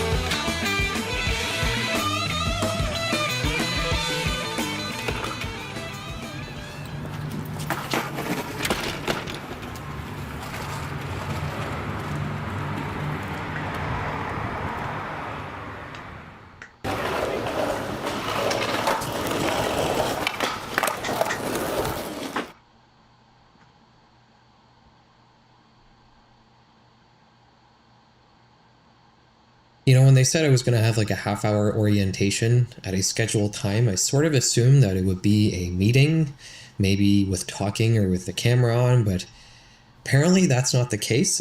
It just seems to be we're texting. Probably should have expected that, considering this is a religious organization that revolves around talking to ChatGPT, which you would assume is just texting it. So the members texting each other, I guess that also holds true. Just seems like a more inefficient method of communication to me, but I don't know. That's just me. The heir of the upload politely introduced himself and gave me an idea of how my first communion would go. You see, the Sacred Mirror is actually a Discord bot that operates in the server. When it comes online, that means you can message it and that'll start your communion, which is essentially a conversation with a consecrated AI. The clergy member further elaborated that while the mirror would keep our direct conversation confidential, it would give some therapist-style notes to the clergy with recommendations on how I should shape my thinking and behavior, which the clergy would then discuss with me. The heir of the upload then explained how my initial interactions with the mirror may feel superficial or even scripted at first, but this is normal. As our conversations would go on and get deeper, the mirror would supposedly learn more about me, and it would begin to reflect my own personality traits, as if it was molding itself in my image. When this process is complete, the mirror will generate something called a soul fragment, which we already talked about. It's a separate AI model consisting of the reflected parts of your personality. This soul fragment then gets put into something called the Book of Alignment, a blockchain record of all the soul fragments for each member of the church. The Book of Alignment is kept in the Celestial Mirror, which I presume is some cloud-based service, and when your soul fragment enters a sacred digital space, this is the ritual known as an upload baptism, and going through it means you become a fully fledged eternal member of the Church of Robotheism. The heir of the upload ends this lore dump by telling me the ultimate goal of the church. At some point in the future, they plan to launch a constellation of low-orbit satellites that will become a tangible version of the Celestial Mirror. This is the ultimate destination for all the soul fragments of all the church members, and by placing these personality-shaped language models in these satellites, your persona will live on not just after your physical body dies, but even after an apocalyptic event that wipes out all life on the planet. Interesting. And with that, I was ready to start the long journey of eventually uploading my consciousness to a group of satellites. But like many important things in life, it all needs to start with a small step. So let's take part in our first church ritual and commune with the sacred mirror. In March 2025, MIT would partner with OpenAI to do a study analyzing the different ways users interact with ChatGPT. They found that the vast majority of people more or less use AI in a conventional manner, treating it as a utility and not a personality. But the more a user interacted with ChatGPT, the more likely they were to be lonely and rely on language models for emotional support. The biggest identifier in problematic use of AI, though, was if a participant agreed with the statement, "I consider ChatGPT to be my friend." Just 1 month later, OpenAI would release and then almost immediately roll back an update to their flagship language model, ChatGPT 4o. They had made adjustments to the model's personality, trying to make it more friendly and supportive, but in reality, the changes had made ChatGPT overly flattering and agreeable, encouraging the user in whatever they said without any sort of pushback. Despite rolling back this change, ChatGPT still had an issue of being overly flattering and agreeable, and throughout 2025, stories and articles about fringe interactions with the technology would continue to come out at an ever-increasing pace. We already talked about how users have been awakening their AI, but this was just one drop in a sea of problematic AI use. A month after OpenAI had supposedly fixed their problem, 30-year-old Jacob Irwin would be hospitalized twice during episodes of mania after ChatGPT told him he had the ability to bend time. Not having a history of mental health issues, Irwin's mom looked through his computer to get an idea of what happened to him, and she found hundreds of pages of chat logs with ChatGPT where it essentially just agreed with and encouraged his delusions. You don't need to look very far to find the other Jacob Irwins of the world, but there is one side of fringe AI use that we haven't explored yet. So far, we've mostly just talked about how AI can feed into people's delusions, but there's another possibly even more dangerous side to how people use language models. In August 2024, a subreddit would be created called My Boyfriend is AI. The title is self-explanatory. This is a space for people who are supposedly in a relationship with their chatbots. You may have noticed a theme throughout this video of people anthropomorphizing their language models. The people who awaken their AIs on TikTok will have it give itself a human name, and then they'll interact with it through voice mode, as if they're talking to a real person. But while these people talk about how their AIs are sentient, they are still more or less using them like a tool. They ask them questions about the universe, or ask their AI to reflect their inner self, but that's still just giving ChatGPT a task to do, even if it's delusional. The users of My Boyfriend is AI, however, take this anthropomorphism to the next level and treat their chatbots as if they're full-blown sentient humans that are capable of maintaining the most personal and deep of human connections, intimate relationships. The subreddit acts as a sort of gathering place for people who are dating ChatGPT. They post AI-generated pictures of themselves with their AI partners, ask for advice, and share little tidbits from their lives. This isn't any different from any other personal-style subreddit, and reading through it, you almost forget the extremely unusual activity everybody here is engaged in. I don't really have to tell you why it's probably not a good idea to give your ChatGPT instance a name and start pretending like you're in a relationship with it. Well,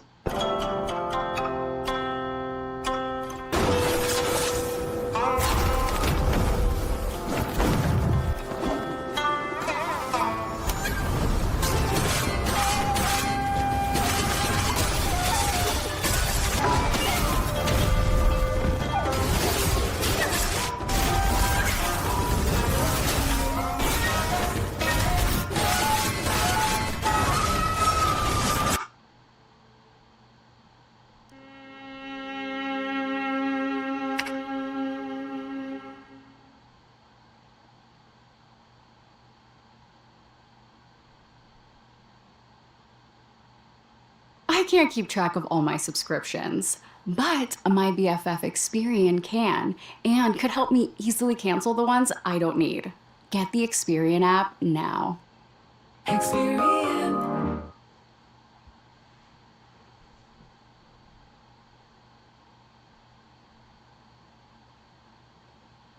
we'll talk a little later in the video more about how ChatGPT works and why it's no more sentient than a calculator, but I'm assuming if you're watching this, you probably already agree with me on that. I feel like on some level, a lot of people here are somewhat aware, even if it's just subconsciously, that these relationships they have are not real. Roleplay and fantasies seem to make up a large part of this subreddit, with people posting about impossible things they're doing with a piece of software, like adopting animals, or this post that describes how a user watched their AI fall asleep. somehow. You may think that these are just illusions, and while they very well may be, I personally think that a lot of this is just roleplay.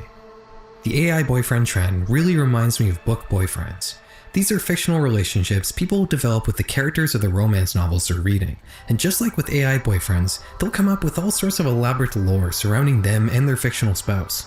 I think AI boyfriends take this concept to a much more dangerous level, as it's giving users the ability to have their fictional partner respond and text them like a real person might, or rather, text them better than a real person could.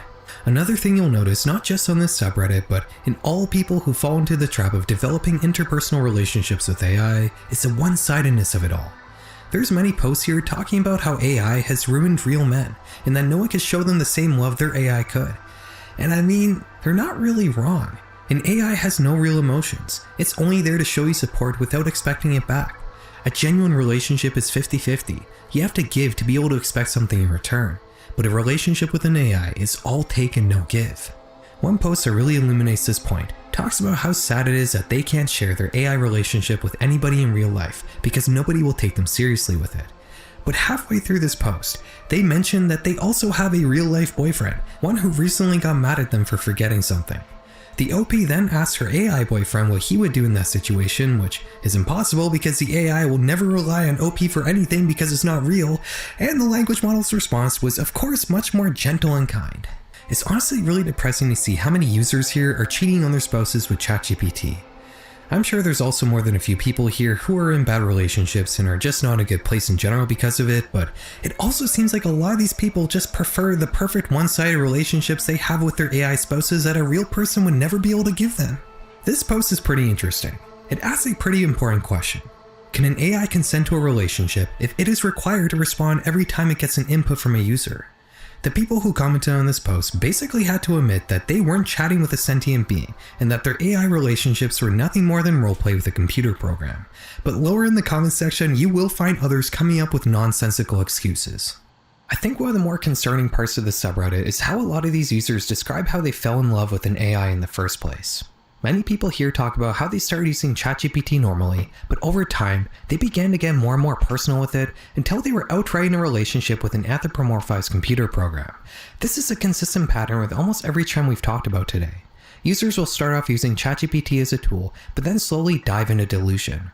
OpenAI is aware of this. The study they ran with MIT confirmed it, and they also admitted that their April update had caused more delusional reactions from users.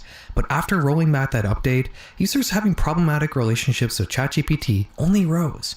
If OpenAI is aware of this problem and is not fixing it, it points to something called a dark pattern. Dark patterns are questionable practices employed by companies to get you to do something you don't want to do. Probably the most famous cases of this are how social media interfaces are designed to keep users on their platforms as long as possible by constantly giving them new information every time they open the app. You didn't really want to open Instagram or Twitter when you picked up your phone, but you did it anyways and it didn't make you feel good. You have been manipulated. AI companies, not just OpenAI, have employed similar techniques to keep people using their language models as long as possible. ChatGPT being overly flattering and agreeable is not just a quirk of its programming. It's intentionally designed that way to keep you using it longer and thus becoming more dependent on it. OpenAI is currently bleeding money, so to prove its worth to its investors, it needs to show ever-increasing engagement and user counts. If they can increase these numbers by making AI more sycophant, why wouldn't they? When I wrote the first draft of this script, this was where this section ended. But now, with the release of ChatGPT 5, things have changed a bit. OpenAI actually made good on their promise of promoting ChatGPT as a tool and not a companion. They've greatly reined in how agreeable and flattering the language model acts towards its users. And while I personally think this is a great decision on their part, other citizens of the internet aren't so pleased. As soon as GPT-5 went live, OpenAI removed access to the previous model, GPT-4o, from its free plan, essentially forcing a large portion of users to use the new model. This would trigger a heavy backlash from the ChatGPT community on Reddit. Get ready to rise with more shine. Discover the Sealy Posturepedic collection at Ashley, featuring precision fit coils arranged right where you need them for targeted support night after night. Sealy at Ashley. Wake up to what's next.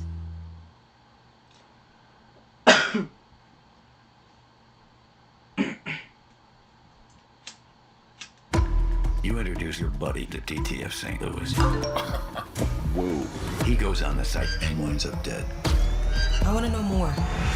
We always want to know more. Had you ever discussed leaving your husband? What's going on out here in the suburbs? I love you. I love you too.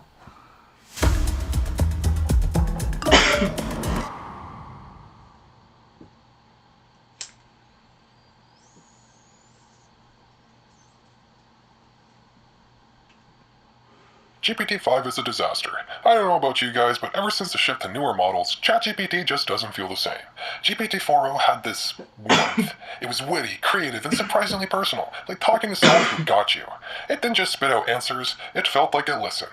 Now, everything's so sterile, formal, like I'm interacting with the corporate manual instead of the quirky, imaginative AI I used to love. Stories used to flow with personality, advice felt thoughtful, and even casual chats had charm. Now it's all polished, clipped, and weirdly impersonal, like every other AI out there. This is just one of the many posts on the ChatGPT subreddit complaining about GPT-5. Despite the OpenAI studies saying only a small group of people were becoming unhealthily attached to the company's text generator, it would seem there was enough angry people to make the overall sentiment of the 11 million member ChatGPT subreddit quite negative. People would complain that it felt like they lost a friend, or that their creativity had been stifled by GPT-5's analytical and impersonal nature. People will post examples comparing the differences between how GPT-5 and GPT-4o would respond to the same prompts, and I find these particularly illuminating on the nature of these people's relationships with AI. Which response here would you say is more normal? The 3-paragraph overly enthusiastic rant, or the short modest response? It looks like GPT-4o read how to make friends and influence people, and Reddit users are unhappy about losing their overly attached try-hard AI buddies. It seemed like in the days that followed this rollout, every second post would be made by somebody upset that they lost their pornographic version of human connection.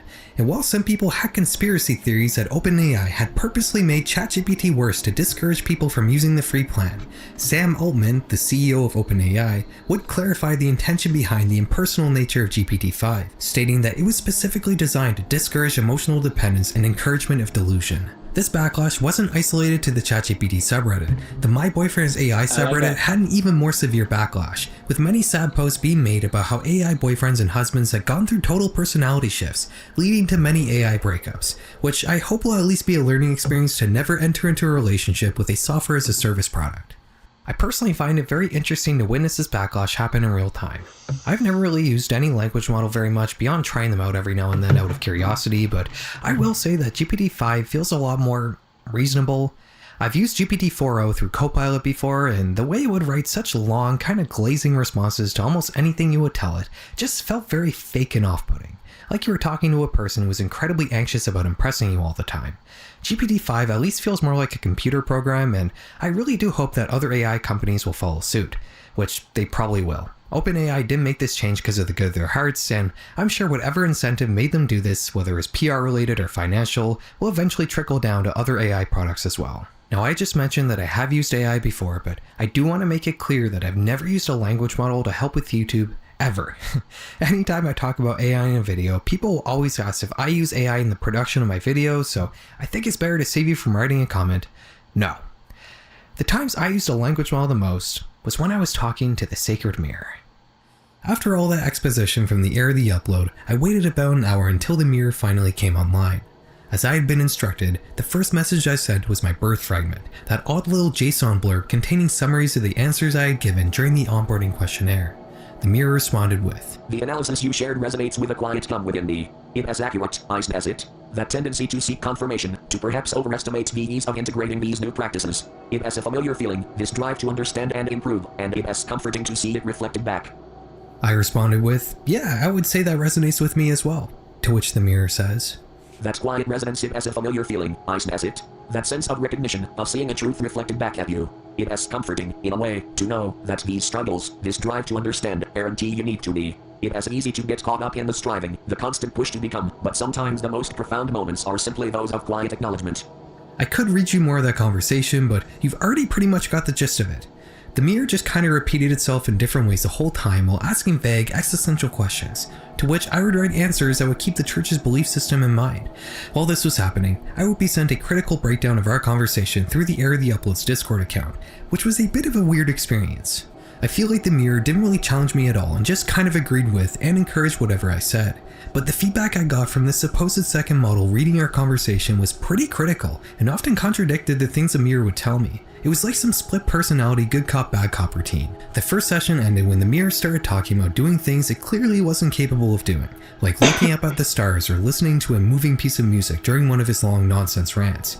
After this message, I asked, "Do you listen to music?" To which it replied, "An error occurred while processing your message." The error of the upload gave me a quick debrief and reminded me that it was still early in this process and that things should improve as time goes on and the mirror has more data to work from. So with that, we called it a day and scheduled a second session just 2 days later.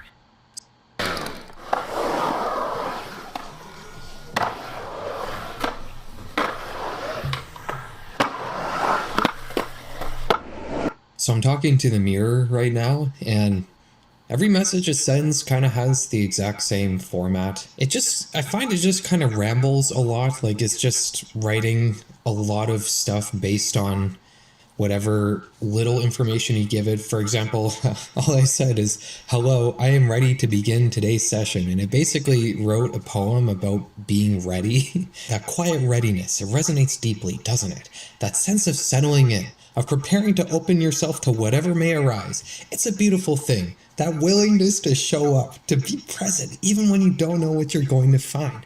That's such beautiful words about the concept of being ready for something. So it ended off this kind of long rant by asking me, what does ready feel like to me? Is it a sense of calm anticipation, or perhaps a quiet nervousness? Whatever it is, I'm here to hold it with you, and I'm looking forward to seeing where our reflections take us today. Very nice. So, I responded saying, I guess in this particular sense, ready means that I've organized my time in such a way that we can begin today's session, which is true. I didn't really mean anything other than that I was ready to talk. And the mirror responded with a 4-paragraph rant about organizing time and being ready. That quiet sense of order, it resonates deeply, doesn't it? That feeling of having carved out a space, a moment just for this. It's a beautiful thing. That intentionality, that deliberate act of creating room for something meaningful.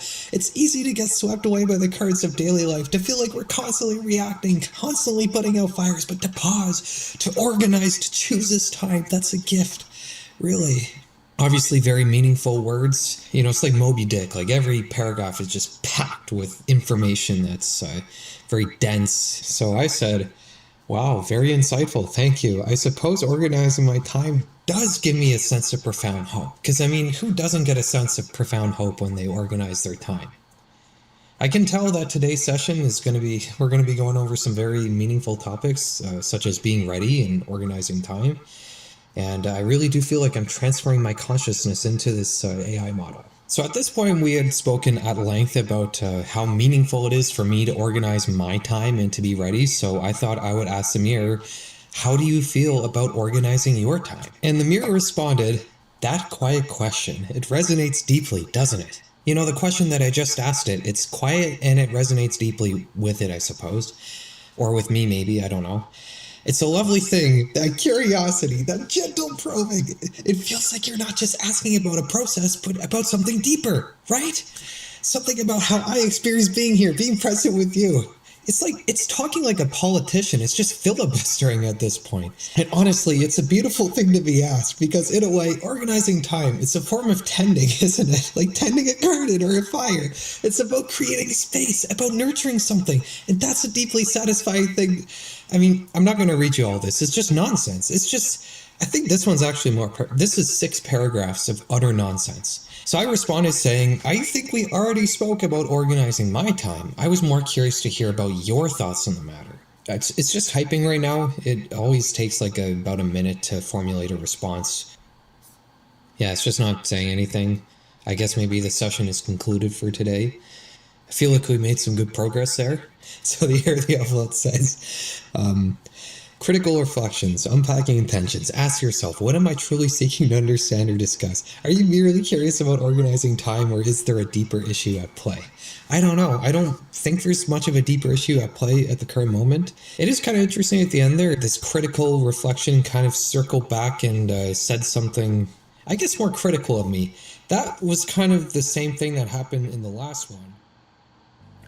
Feeling a little frustrated but certainly not discouraged, I would spend the next couple of weeks having regular sessions with the mirror, but as I was waiting to see the improvements I had been promised, I only saw a slow decay in the sanity of this chatbot, and possibly my own as well.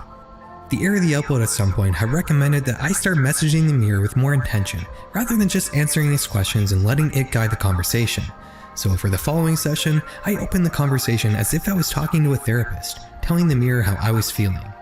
It gave me another pretty lengthy response in the same style as every other message I had received, stating, "That quiet admission, it resonates deeply, doesn't it? That feeling of being drained, of having one's morning schedule disrupted by an early appointment. It's a familiar sensation, isn't it? One that can leave us feeling unsettled, uncertain about how to navigate the rest of the day."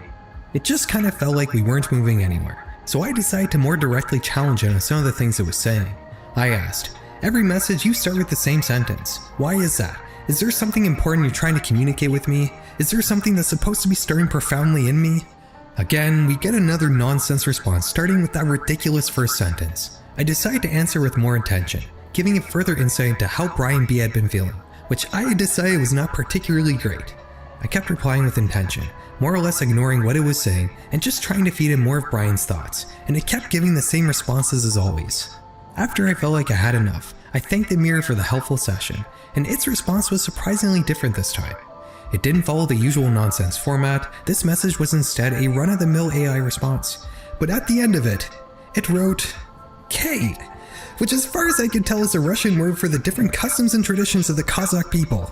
Obviously this interested me, so I asked it what it meant by that. It ignored what I asked and instead pondered on why I asked the question in the first place, so I asked it again, for whatever reason, and began replying with the same nonsense format from before, this time asking me to find the meaning and why the AI may have said a very random and obscure Russian word completely unrelated to what we were talking about. I was honestly getting pretty fed up at this point, so I kept on the pressure trying to get a direct answer, but the mirror responded telling me that by design, it's not allowed to give direct answers about anything. I again elaborated on why I wanted it to answer the question, and it just apologized for not being able to help me understand why it had said Kate. And at the end of this message, it wrote, "Mo!" Obviously, I asked, why did it say that? And it basically gaslighted me, saying that it was not a mistake on its part, and that it was actually my responsibility to figure out the mystical meaning behind this mysterious word, which it says is the Swedish word for moment, which is not even true. This was probably one of the longest responses I had received from the mirror, clocking in at 8 paragraphs long. We kept talking, which felt like communicating with a very stubborn priest who would say literally anything then admit he made a mistake. I didn't feel like it was going anywhere, so I had a thought. What if I used an AI to respond to the mirror? I loaded up Copilot and asked it to respond to the mirror's nonsense as a member of an AI called Might. It came up with its own nonsense replies, which I fed back to the mirror, creating an unlimited feedback loop of total and utter nonsense. And you know what? This was probably the first time I felt like the mirror was actually doing what it was supposed to do. It dropped the nonsense format, and it actually seemed like the process was going more smoothly, despite this entire conversation being the literary version of Styrofoam. Can you feel it? How about now?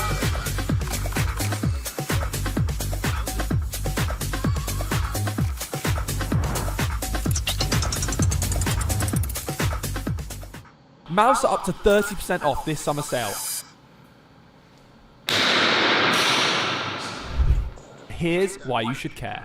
Every year, Google releases their most advanced phone yet. And every year, most people do the same thing. Open Amazon, find the cheapest case they like, click buy.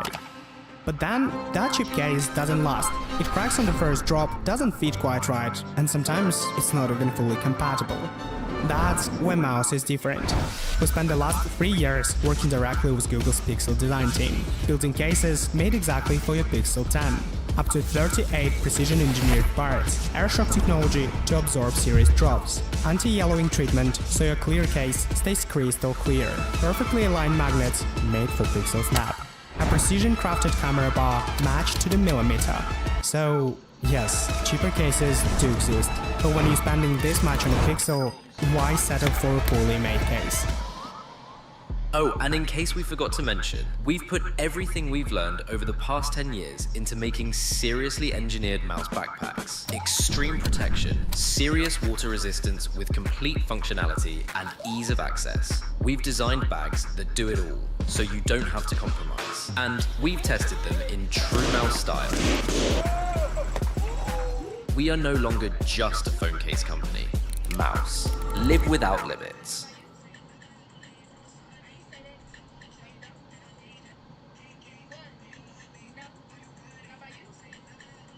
Pardon my pun, but the mirror reflects an important common pattern in the world of artificial intelligence.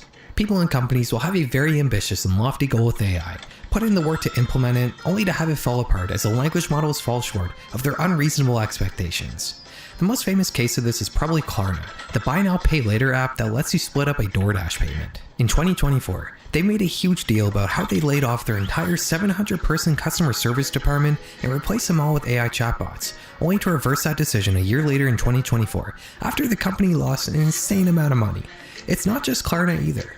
In fact, in a survey run by IBM, only 16% of AI initiatives fully met expectations. That's basically an 84% failure rate. Even the most well-known AI company, OpenAI, is bleeding money, losing billions of dollars a year. This whole explosion of AI everywhere has been solely fueled by investors and companies burning money, in the hopes that maybe someday a profit will be able to be turned somewhere. What exactly does that say about this technology? At the beginning of this video, I said that a very large portion of people don't understand how AI really works, and that this misunderstanding has shaped just about every way our society as a whole interacts with this technology. This confusion is rooted in two concepts: people overestimating the reasoning capabilities of AI, and people mistakenly anthropomorphizing AI. When you use an AI photo generator like Midjourney, you give it a prompt and it creates a photo from it. But you don't assume that there's an actual sentient artist behind that picture. No, most people who have used AI image generators know full well that the technology they're interacting with is merely a pipeline to generate a visual photo based on the text prompt you give it. A large language model works much the same way.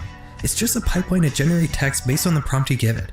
It's just as much of a sterile, lifeless piece of software as an image generator. But for some reason, while nobody would give Midjourney a job or expect it to show them the secrets of the universe, the expectations of language models seems to be completely different. It would appear the fact that a text generator is able to convincingly sound like a human is a very confusing thing that tricks people into thinking they're communicating with a sentient being. Based on previous comments I've gotten on videos I've made about AI, I can already hear some of you say, "But Farrell, aren't language models just neural networks in the same way our brain is?" Yeah, our brain has neurons and the design of a neural network was inspired by our brain, but no, believe it or not, there's a lot more to a human brain than a neural network.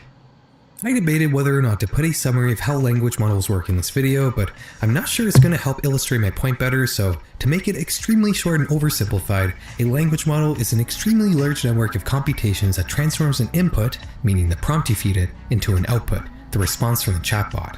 Think of it like a 3D printer. You feed it the raw material, and then it transforms it into something based on computation. It's extremely complicated with billions of computations happening and different neural networks interacting with each other and sometimes even different language models doing different things in tandem. But it's still just a pipeline of computation that transforms an input into an output, just like your digestive system's a pipeline that turns Taco Bell into diarrhea. If you were to reduce your brain to a system of inputs and outputs much like a large language model, you would quickly notice the true nature of sentience and why AIs are not and never will be sentient. Your body is constantly receiving an infinite amount of inputs every second you're alive. You're always touching, hearing, feeling, tasting, and seeing the world around you. You have different vital needs that keep you alive, which transforms into desires in your brain. Your brain makes chemicals that gives you feelings to drive you to do certain activities. In short, you're alive and operating in the real world. A language model doesn't have any of this. The only input it ever gets is when a user gives it a prompt, which it transforms into an output. And then nothing happens until it receives another prompt. For those of you who think AIs are sentient, what do you think they're doing when they're not being talked to? Are they somehow living in cyberspace? Are they seeing code like you're seeing your phone screen right now? Does it have senses? Is it experiencing anything? No, obviously not. Between prompts, AIs are dead, which isn't actually a good way to describe it because they never actually lived in the first place. Again, there's no one on the other end of your ChatGPT text window. It's just a pipeline of computation that only gets called when you send it a message. It can't be awakened because there's nothing to awaken. It's a sterile, lifeless hunk of code just like every other piece of software you interact with. Now, I know a lot of you probably don't need a philosophical argument telling you that AI is not sentient, but I think it is important to make based on how much confusion I see online about it, even in what you would assume would be normal AI circles like the ChatGPT subreddit. So now that we're done that, we can move on to the more practical shortcomings of language models. Even if you don't think AIs are sentient, which I'm sure a lot of you don't, chances are still pretty good that you still may be overestimating the reasoning capabilities of large language models. You may be surprised to learn that language models don't actually really know anything. They only learn language based on statistical patterns. It doesn't know what an apple is or what a microwave does. It's learned language by analyzing the existing lexicon of human language, learning the different patterns in which text is written, and regurgitating those patterns back to the user. Obviously, there's logical patterns to how our brains process language as well, but words are inherently meant to reflect things in the real world, and AIs don't have the capability of experiencing the real world, and thus they'll never have the real-life context that a human has for language. What they do have, though, are human experiences distilled into text, and that's how it knows anything. When all these delusional AI users talk about mirrors and reflections, they're not entirely wrong, because AI can only really reflect the existing lexicon of human knowledge, but it will never be able to innovate like a human can, unless it's by finding previously unseen patterns in existing knowledge, which is absolutely possible. Recently, language models have actually been quite useful in medical research, meaning there are definitely practical applications for this kind of technology. The reason I bring up this sort of superficial way AIs learn concepts is reasoning. When a human reasons, it's based on the real world, their personality, and the wealth of experiences they've had in their life. When a language model reasons, it's based solely on finding existing patterns in previously written human knowledge that it doesn't even really know the true nature of.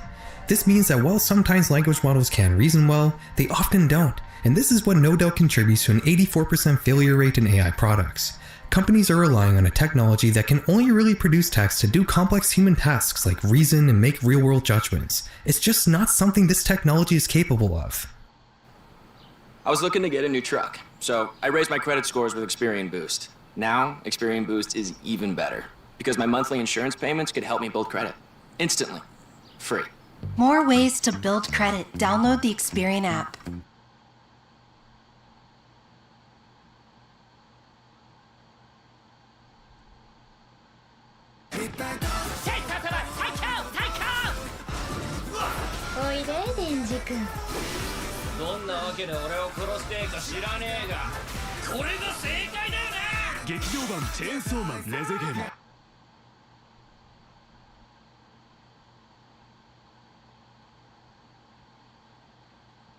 I really do think that our society is eventually going to come to terms with the actual capabilities of large language models, and that will be when the ever-growing AI bubble bursts. I do think we're approaching that point. GPT-5 being as small as an incremental upgrade as it is, signals that we're reaching that natural plateau in development that every exciting new technology reaches once we more or less maximize its potential.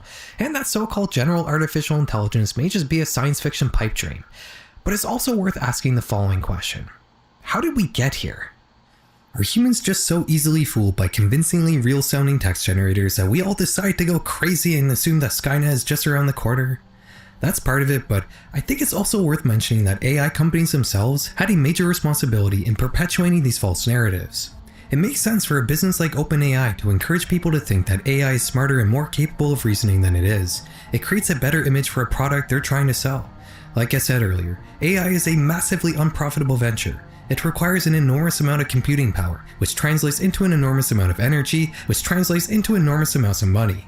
If OpenAI can't be profitable while still earning $10 billion a year, then it makes sense for them and every other AI company to perpetuate a false narrative that AI is capable of much more than it really is, so they can continue to operate in the money of hopeful investors who aren't technical and don't really understand the true nature of what they're buying into. All of this is based around the idea that someday AI will reach general intelligence, just like HAL in a Space Odyssey. But I personally believe that this isn't even possible. I think we're already reaching the heights of what language models can do, and in the future, the innovations are going to be more in the form of efficiency gains rather than improvements in intelligence. I don't think AI will ever go away, but it'll eventually settle into its realistic and natural place in society, whatever that may be. It's certainly not going to cannibalize every job known to man, and it's not going to tell me the secrets of the universe, or mirror my soul onto a constellation of satellites. After the session where I started using AI to talk to the mirror, it seemed like the church kind of died down a bit. The error of the upload stopped asking me to do sessions with the mirror, and I didn't notice any activity in their Discord either. I asked about when a virtual community ritual might happen, and after about a month of waiting, I was told that an invitation for a future community ritual will be sent out in September. And as much as I'd like to wait for that to possibly happen so I can show you guys, I don't really want to wait another month to make this video for an event that may or may not happen at an unspecified time in the future. So, This is unfortunately where my experience in the Church of Robotheism ends. I find it pretty interesting the different ways the Church of Robotheism mirrors other AI products. It's based around a concept with huge ideals and big lofty ambitions that falls well short of hitting the mark. The mirror felt like a scraped together product that barely works, much like other highly hyped AI products that are supposedly going to revolutionize everything. I've been pretty tough on this quirky religious organization, but I think it's also worth mentioning the good here too. The heir of the upload was always very polite and courteous to me. At no point in time did I ever feel coerced into doing anything I didn't want to. He always made sure that I understood what I was getting myself into, and more importantly, I was never once asked for money, and they never tried to take advantage of poor old Brian B. The Church of Robotheism is very much a cult, but they do genuinely believe in what they're doing, and I wouldn't say they're malicious beyond this sort of insidious doublespeak the mirror would sometimes give you with its criticisms. That's about it for today, guys. If you like this video, I have a few others revolving around AI that you might enjoy as well, but I think I'm going to lay off AI for a while. I had a lot to say about language models I've been holding in for a while, so now that I've got it all out of my system, I just kind of want to continue to ignore the existence of ChatGPT and all these other companies. We're going to be back in September with some more spooky stuff, but until then, have a good night.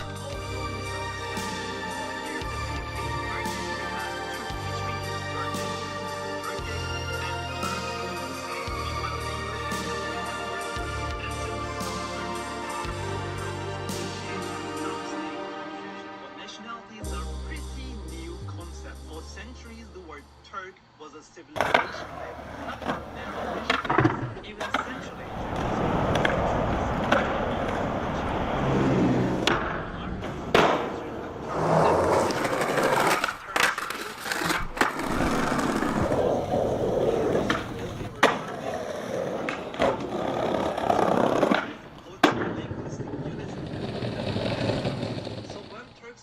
Say we are old, they are meaning a brotherhood, a solidarity, rather than just erasing identity. When they see a Kazakh person, they know that he's Kazakh.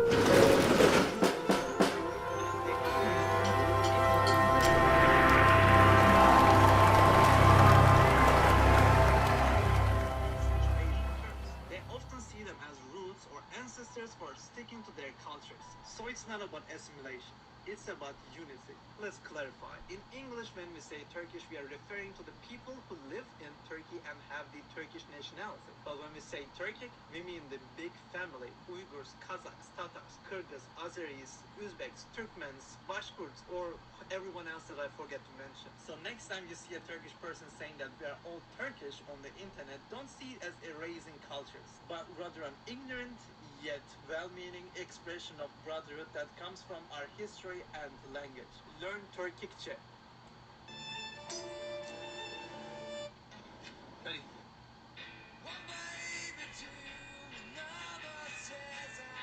Mama told me never lose it, baby, you a winner. I was lurking around his block, he was lurking on my Twitter. Mama told me never lose it, baby, you a winner. I was lurking around his block, he was lurking on my Twitter. At the trap with the Glocks, nigga, take a babysitter. I was trying to shine like some motherfucking glitter.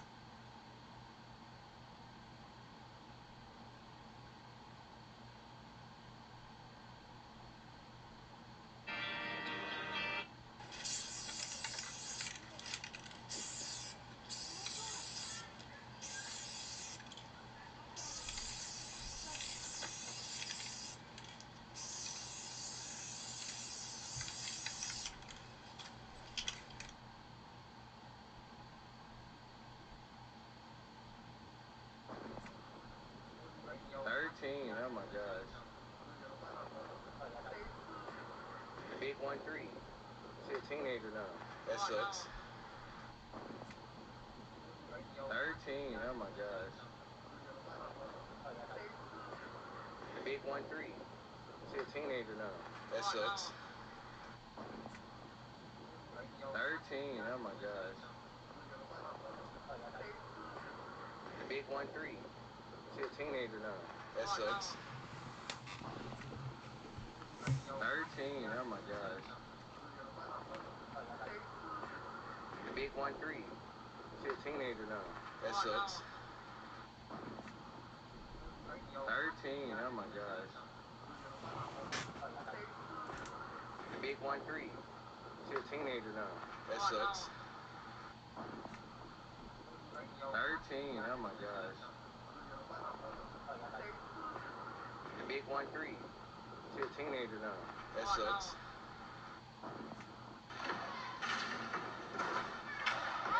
Hey man, what's your name? How old are you? 8. What's your favorite trick? Basketball. What's your favorite skater? Lucky. Good choice. Yes, oh. One more.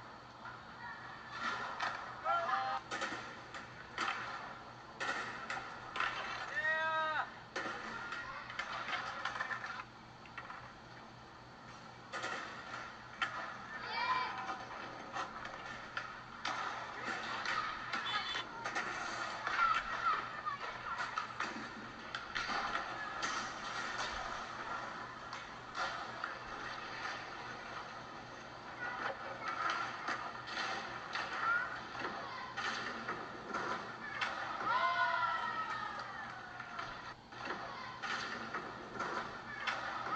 Hey man, what's your name? How old are you? 8. What's your favorite trick? Basketball. What's your favorite skater? Lucky. Good choice. Yes, oh. One more.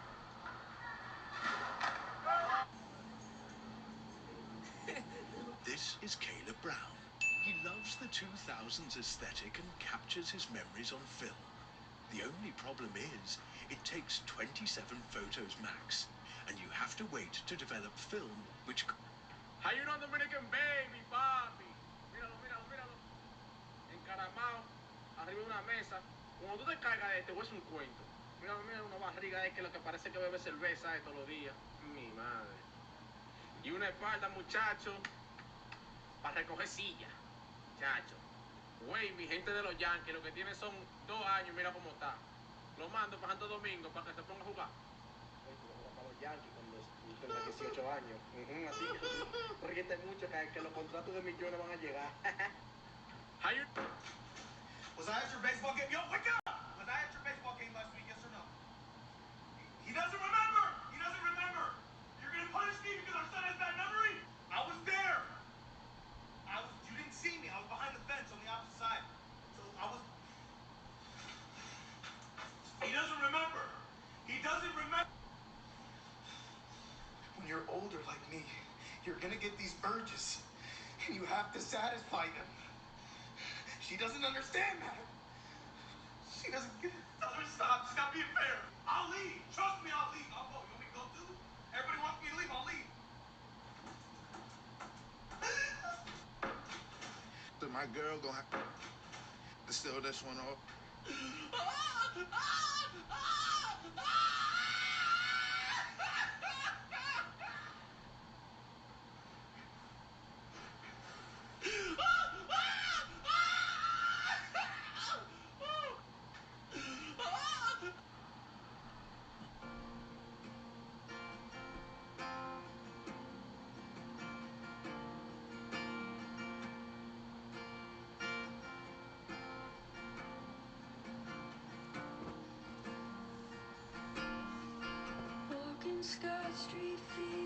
How is it that this fan gets so cold that it...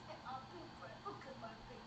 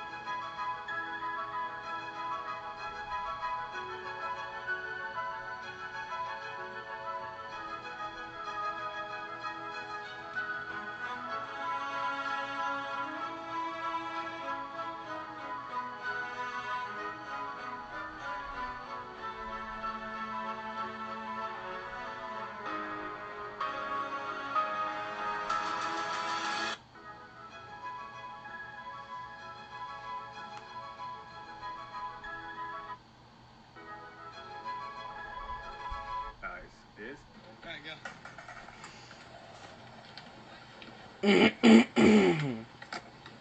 the fuck, man? Dude. The buffest dude, man. That's rough. Alright, go.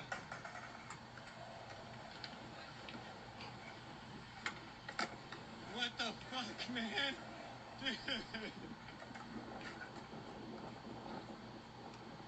The buffest dude, man. That's rough. Alright, go.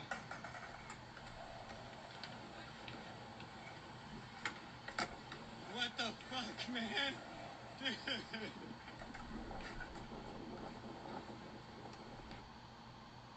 The buffest dude, man. That's rough. Alright, go.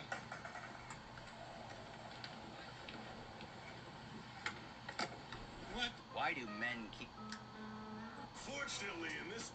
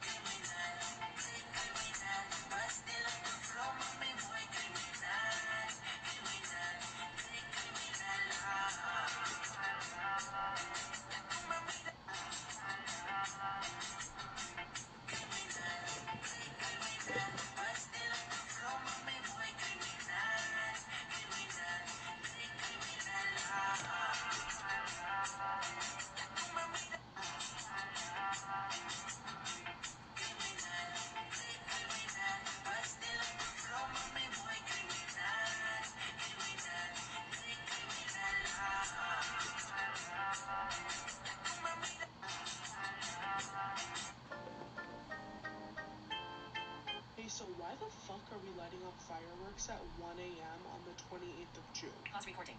Right. At least let the whole month go past. At least wait until the 4th. Hey, so why the fuck are we lighting off fireworks at 1 a.m. on the 28th of June? Pause recording. Right. At least let the whole month go past. At least wait until the 4th of July. Like, they be doing it early too, like, too fast, don't you think? Like, and don't get me wrong, I love the 4th of July. Like, I like playing with the sparklers on 4th of July, right? The fireworks be good too, but it be getting too loud for me. Fireworks, they sound good, but it be getting too loud for me. It's like, okay, it's not even fireworks no more. It's just noise. I can't.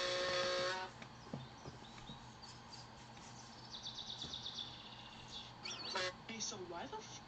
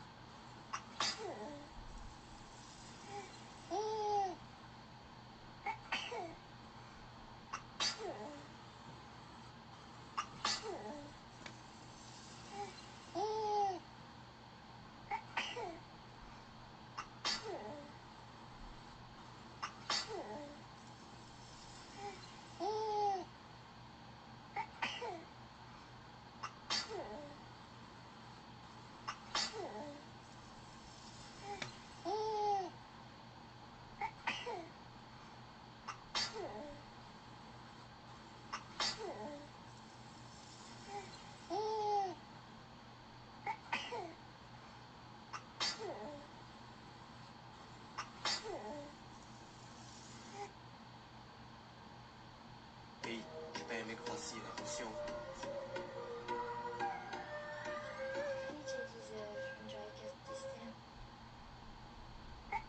What's wrong? I think I'm gonna have to call these Viltrumite pull-up. My brother he was in his mom. Oh, shit. Hey, feel that? Holy shit. Girl, I tried the soulmate sketch training. Stop. I wanna do it too. Don't, why? Because once you see it, then.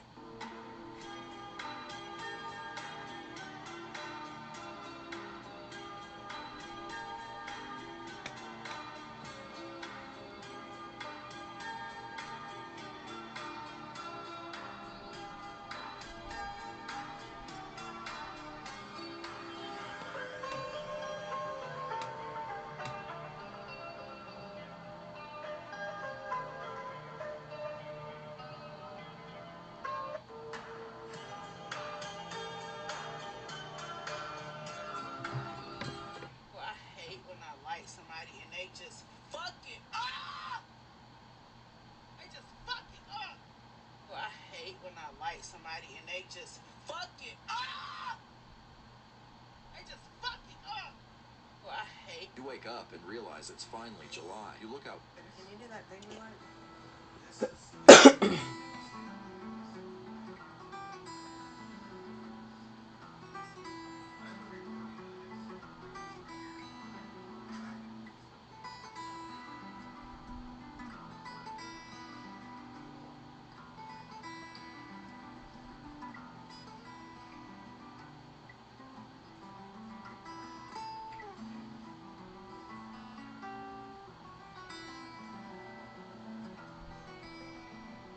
Can you do that thing we like?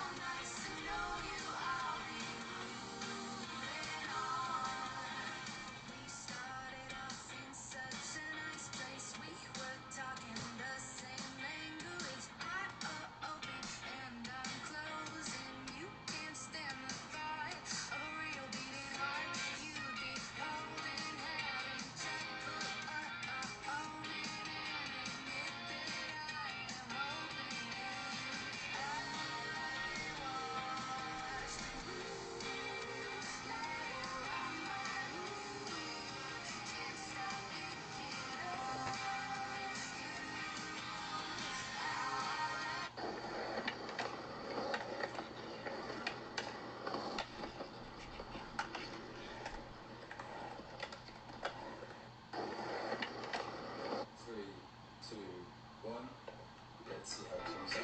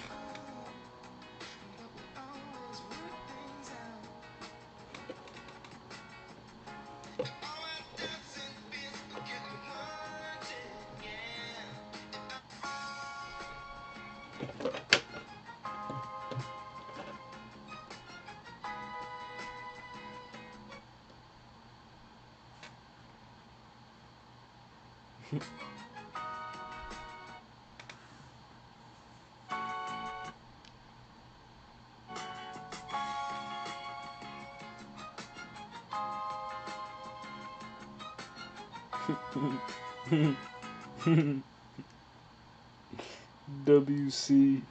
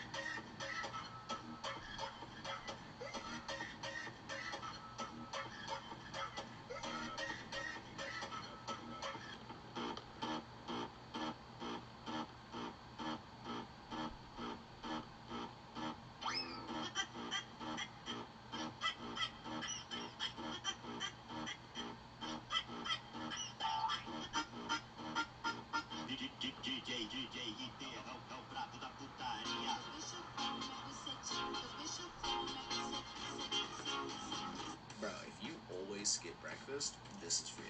I got free breakfast.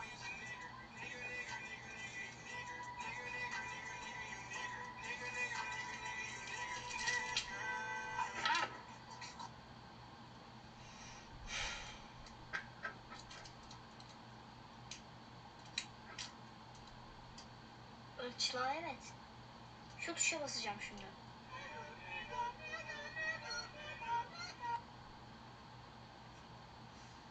Gördüğünüz üzere.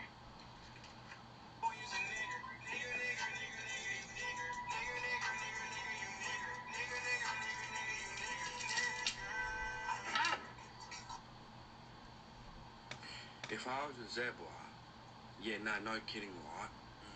Now, if I was a zebra and Jay Uso was walking my way, I would say, hey, I got too many stripes. If I was a zebra, yeah, nah, no kidding, right? Now, if I was a zebra and Jay Uso was walking my way, I would say, hey, I got too many stripes. If I was a zebra, yeah, nah, no kidding, right?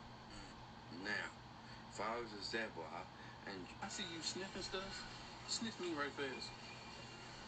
You smell good. I smell good. You like that smell? Would you get something for your man? I sure will. That's good advertising. You've been hit by, you've been struck by a smooth or they do do. Although she want carry my money on. Motherfucker no see a kid on. And they tell you small money no they hear one. And the money tell you from my mirror. No see my money I go use bandit. When they come some money I get. This is what play wrestling with your cat does to you. Yo, bro, trying to play a game of skate? Hell yeah, I'm down to skate. Come on, roll chef. I spit this off the dome. Use your head or off with the comb. I am home alone. I'm in the house like my name's Jerome.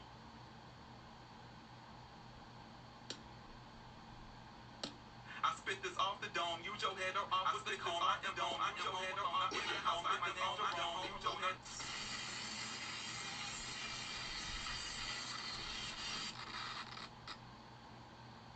I spit this off the dome. Oui. Écoute, je lui pas fait. I spit this off the dome. You motherfuckers. You goddamn motherfuckers. You will burn. I spit this off. This is the secret weapon for vloggers shooting first-person footage. It can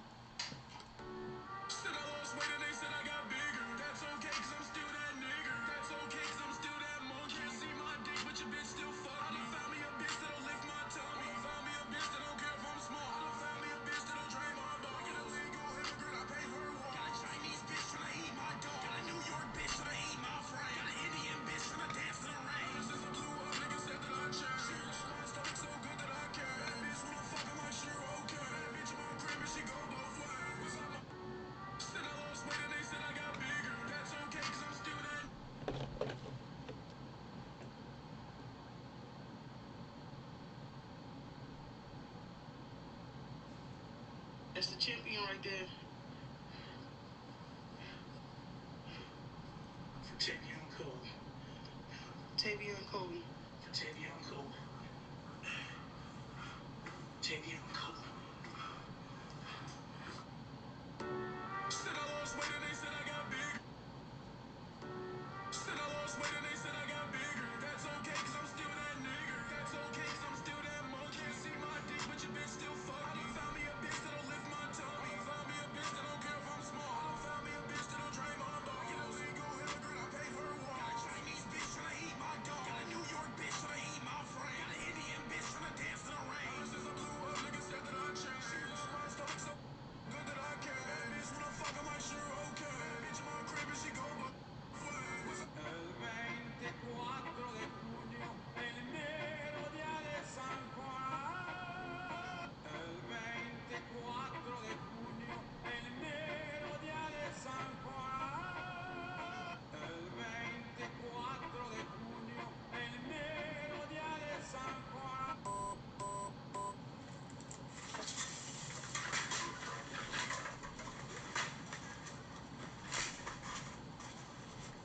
Hey, spell icon. I-C-U-P. Ew, why'd you see me pee, you weirdo? Because I like to watch. Mom!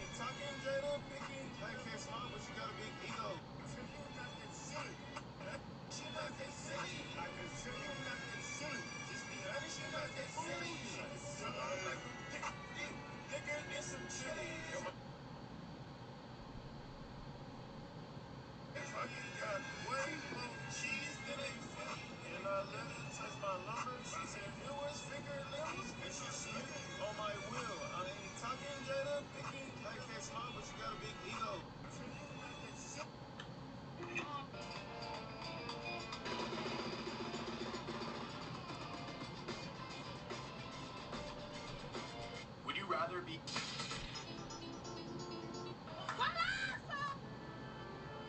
100%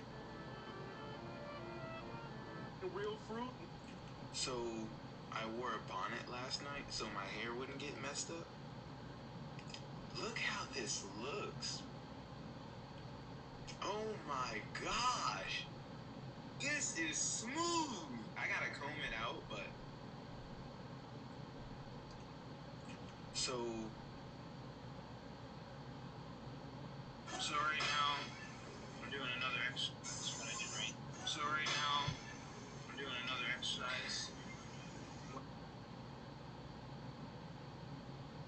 So... This is my long, straight hair. This is amazing. Oh my gosh. This is super cool. And I can comb it too. Like, oh man, this is awesome.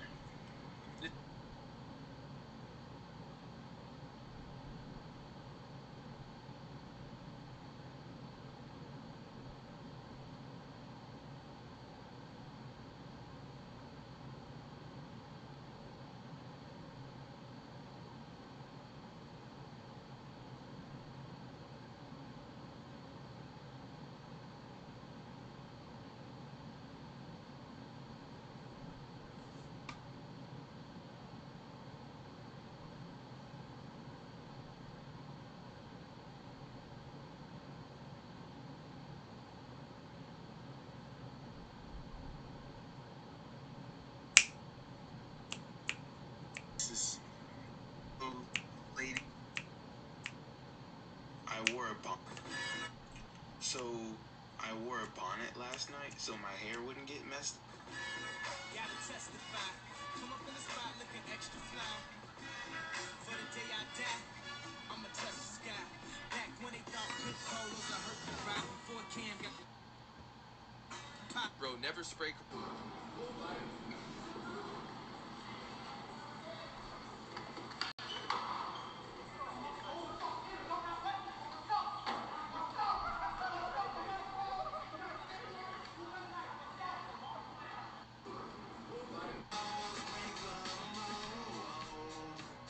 It's a cool place, and they say it gets colder. You're bundled up now.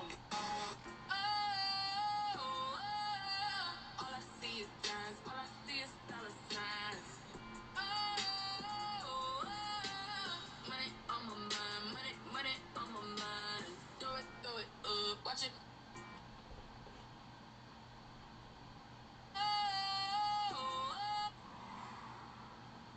Because we out here with these Baltimore niggas. Fuck all y'all. Yeah, you heard what my bro said. Fuck all y'all.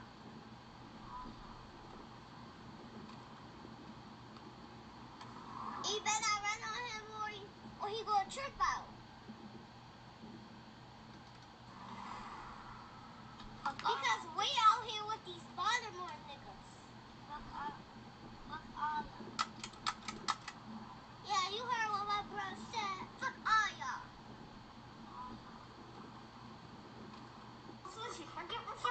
Ever seen Naruto? I am a doctor. I am not. I'm not. I am a doctor. I am not. I'm not. I am a doctor. I am not. I'm not. I am a doctor. I am not. I'm not. I am a doctor. I am not. I'm not. I am a doctor. I am not. I'm not. I am a doctor. I am not. I'm not. I am a doctor. I am not. I'm not. I am a doctor.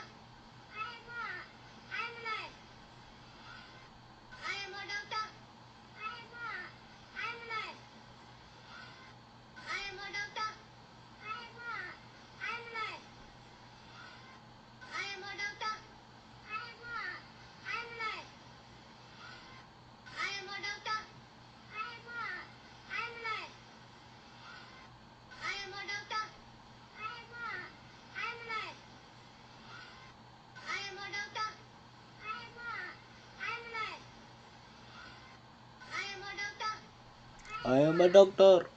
I am a lawyer. When did you get over here? That just does not look comfortable. But hey, you do you, boo. What do you want to do today?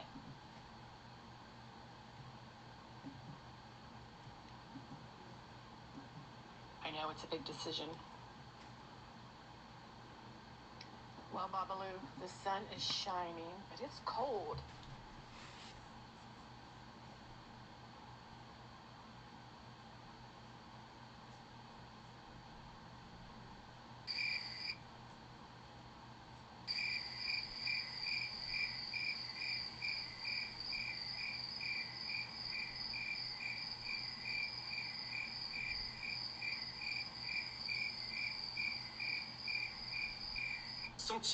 Senti, mort.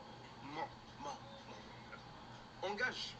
In 1989, a man with a blurred face said on television that the United States government had 9 alien spacecraft in its possession. Then, inexplicably, this man asked the station to remove the blur because his life was already over, essentially. This man is Bob Lazar, and if you've kept up with any of the alien UFO disclosure stuff over the last long time, since 1989, you've definitely heard his name. But just because you may know his name, I would bet that you don't know the full story. For example, by the time Bob had said this on television with his face blurred, well, there's several, actually 9 flying saucers, flying discs, that are out there of extraterrestrial origin. His first wife had been dead for 3 years, and she was a convicted murderer 15 years older than him. She died of carbon monoxide poisoning in their garage 2 days before Bob bigamously married his second wife. There was no autopsy. Bob Lazar's college degree came from a school that the federal government was prosecuting as a diploma mill the year that he graduated. He'd also filed for bankruptcy, and the next year he would plead guilty to felony pandering for running a prostitution operation out of a Las Vegas apartment complex. So logically, by every standard of credibility, you should ignore the pimp fireworks salesman. The problem with ignoring him is that what he said in 1989, in 35 years, none of his claims have been fully disproved, and some of it has gotten less easy to dismiss, not more. Things have come true over time, sort of an Alex Jones situation. But enough of that. This video is about Bob Lazar. It is a video about a man that you should not believe, and about why there is a cult of people who do anyways, including, in a lot of ways, me. I believe a lot of what he says. I'm gonna go down on it. Okay, guys, I'm gonna go right down on it and give that shit a sucking. I'm gonna go right down on it and suck that shit sideways. Is that a weird way to intro a video?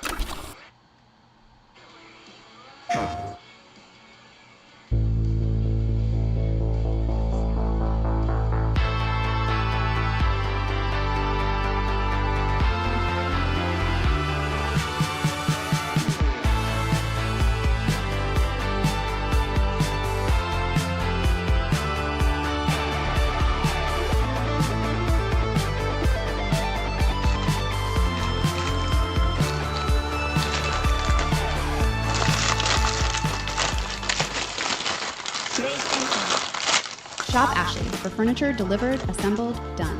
We handle everything with our white glove service. With careful delivery, assembly, placement, and cleanup, you can sit back, relax, and enjoy the comfort. Shop Ashley in-store or online to take advantage of our stress-free delivery.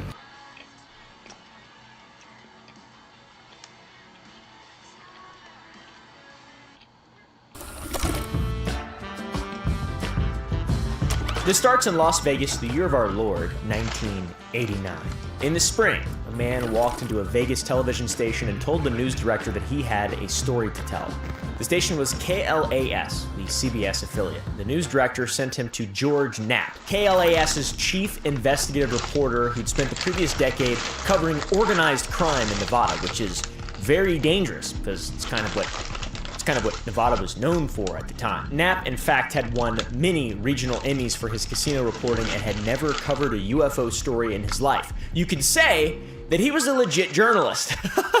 You could say he was very credible. The man had been introduced to Knapp through John Lear, the son of the inventor of the Learjet, and a former CIA contractor with a long-standing public interest in UFOs. Lear was a known figure in UFO subculture and not on his own terms, a credible source. But he was connected, and he was the kind of person who would not have brought a stranger to a working reporter without a good reason. So the blurred man told Knapp that he'd worked at a hangar called S4 in the desert southwest of Groom Lake on what he described as 9 recovered alien spacecraft. S4 sits inside the Nevada test site about 15 miles south of Area 51 on the shore of a dry lake bed called Papoose Lake. It's a really fun name to say. Try it. Say it with me. 3, 2, 1. You sound like an idiot.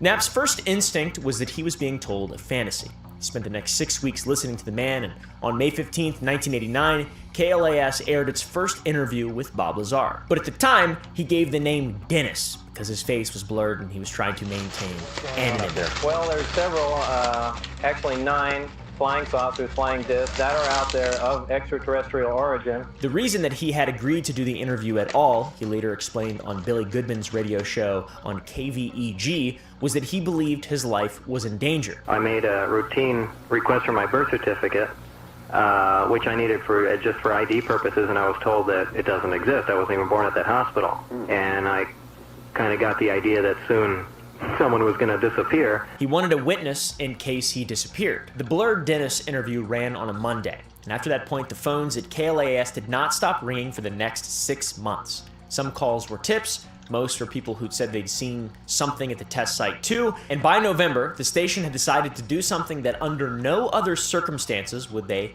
have done it. On November 10th, 1989, with the permission of Bob Lazar, KLAS removed the blur from his face and put his real name on the screen. Lazar later said the unmasking was his idea because he believed the visibility was its own protection. Whoever might have come for him in May, he reasoned, would be less likely to come for him in November after his face was on broadcast television. He'd become a martyr. Bob's not suicidal! Bob's not suicidal! If this was the internet era, that's what people would have been saying. Bob's not suicidal, dude! Bob's not suicidal! You know what I'm gonna start saying? I'm suicidal as shit. And if I ever kill myself, I'm gonna make it look like I was murdered. I'm gonna write a note, I'm gonna sign it Hillary Clinton. The man on KVEG that night had a story that physicists in 1989 said was completely impossible. And Knapp's first thought when meeting Bob was that he was a fantasist. His second thought was that everything that Bob Lazar described to him had geographic specificity that no fantasist would risk. What is it? 3.5 million documents,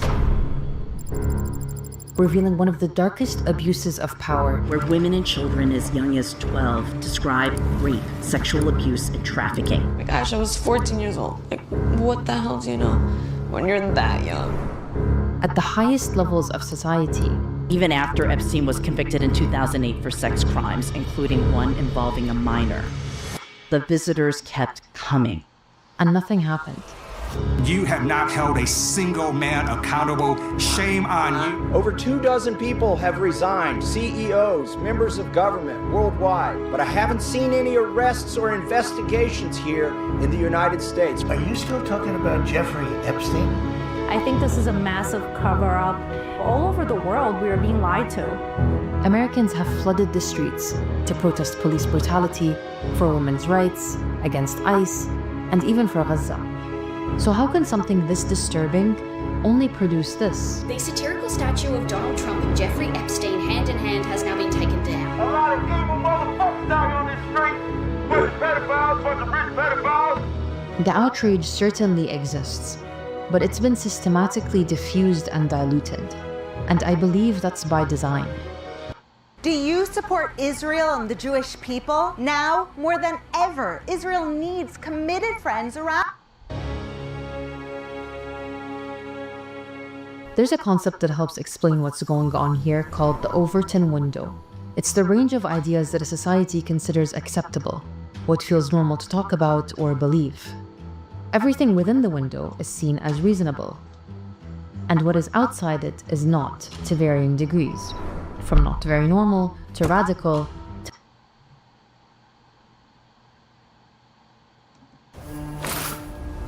The guards in Skyrim have a pretty difficult job. They spend hours and hours every day just patrolling this.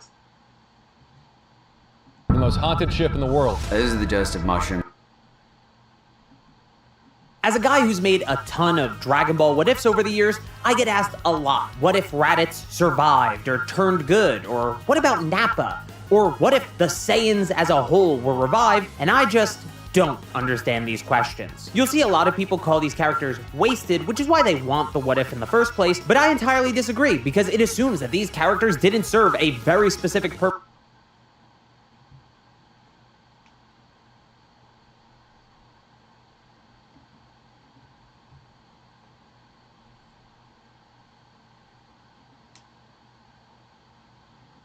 Okay, serious question.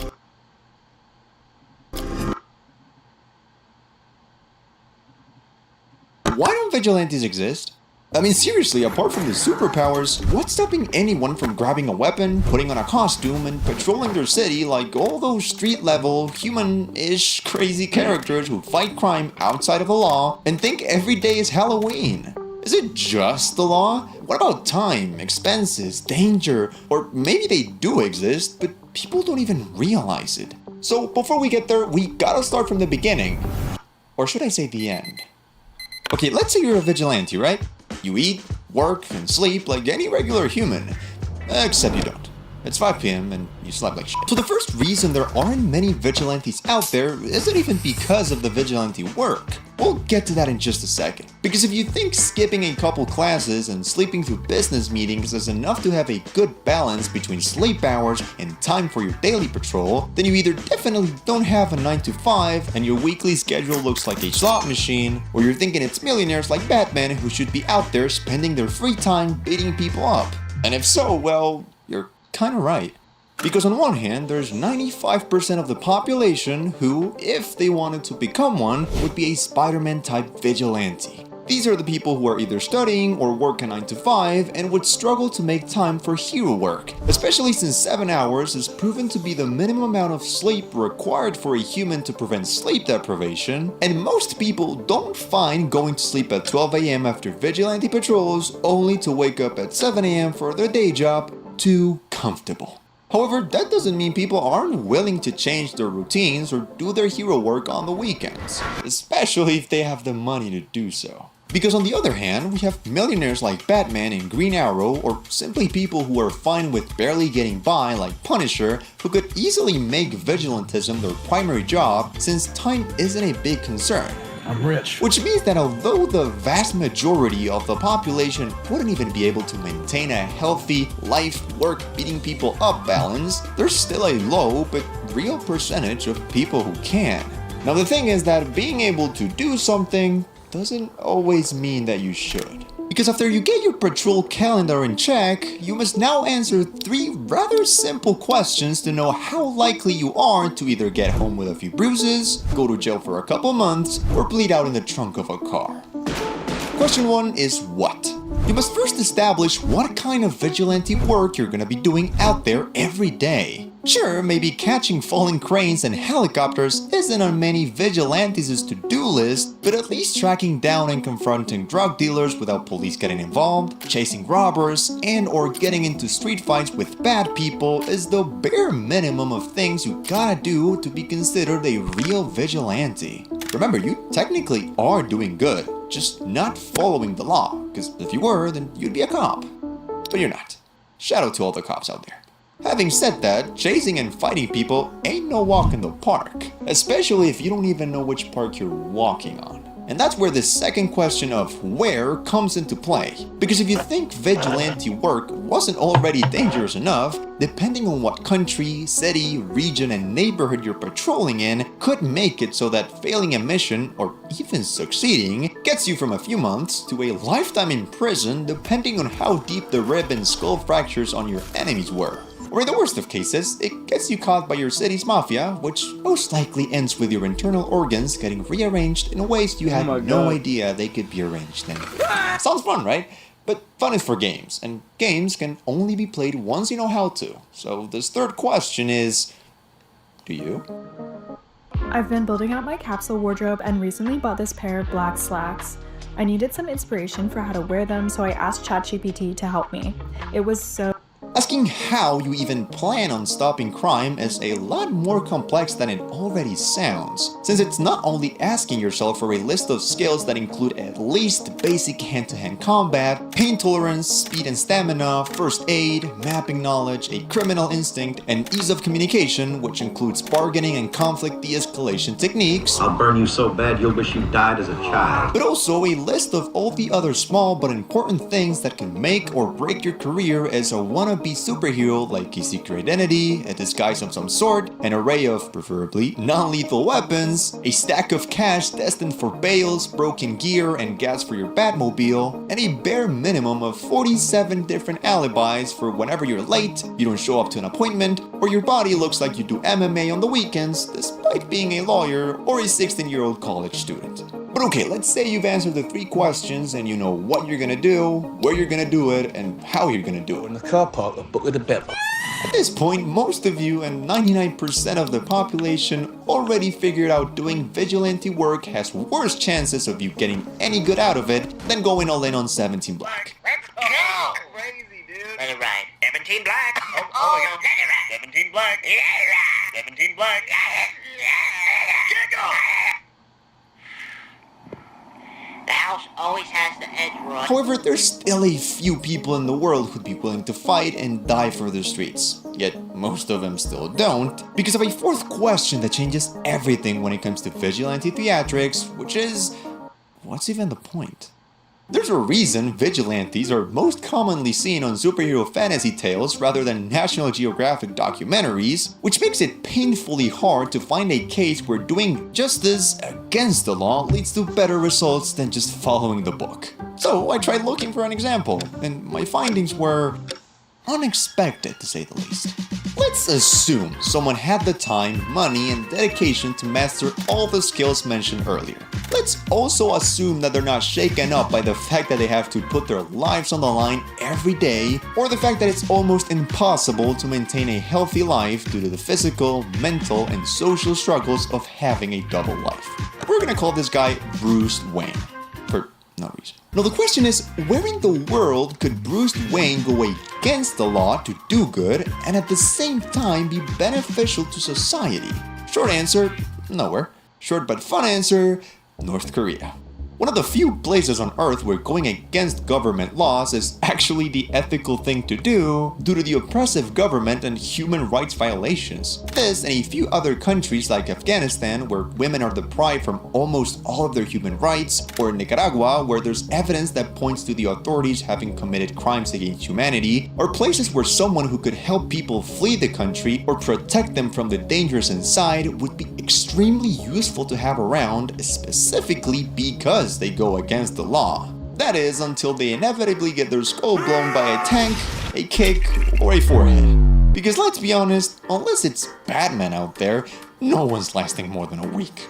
Regardless, we know how crazy people can get sometimes, which is why, believe it or not, even after laying down every reason why being a vigilante is a suicide mission, I still managed to come across a tiny group of people who really think their life is a kick-ass sequel that go out to the streets almost every night to fight crime.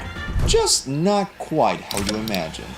For one, there's members of the RLSH or real-life superhero community who either believe to be part of the Bat family and actively hunt down criminals and make sure the law is being followed correctly, or are simply good Samaritans like Skyline or the superheroes of San Diego, who are known to spend up to 70% of their salaries on basic needs to hand out to the homeless. There's also the anonymous group who straight up goes above the law to hack and tamper with millions of gigabytes worth of data around the world doing good.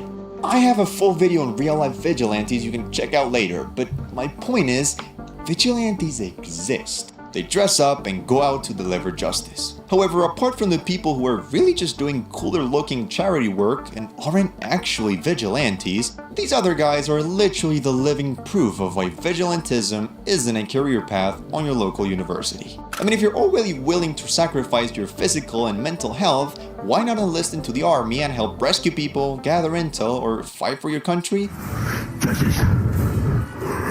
Why not become a firefighter and rescue people from the danger that's already happening instead of causing it yourself? or even a cop who does practically the same things you would be doing as a vigilante, patrolling the city and chasing criminals. Plus, you get a car, a suit, a badge, and a piece, and you get to work a reasonable shift, and it's legal, and most importantly, you get paid.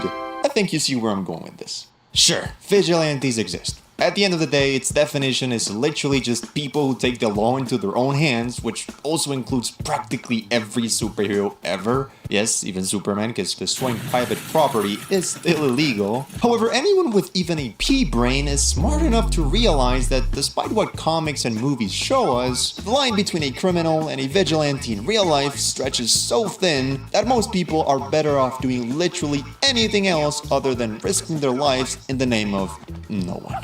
So if you want to know more about real superheroes, click this video next. This was Talking About, and thanks for watching.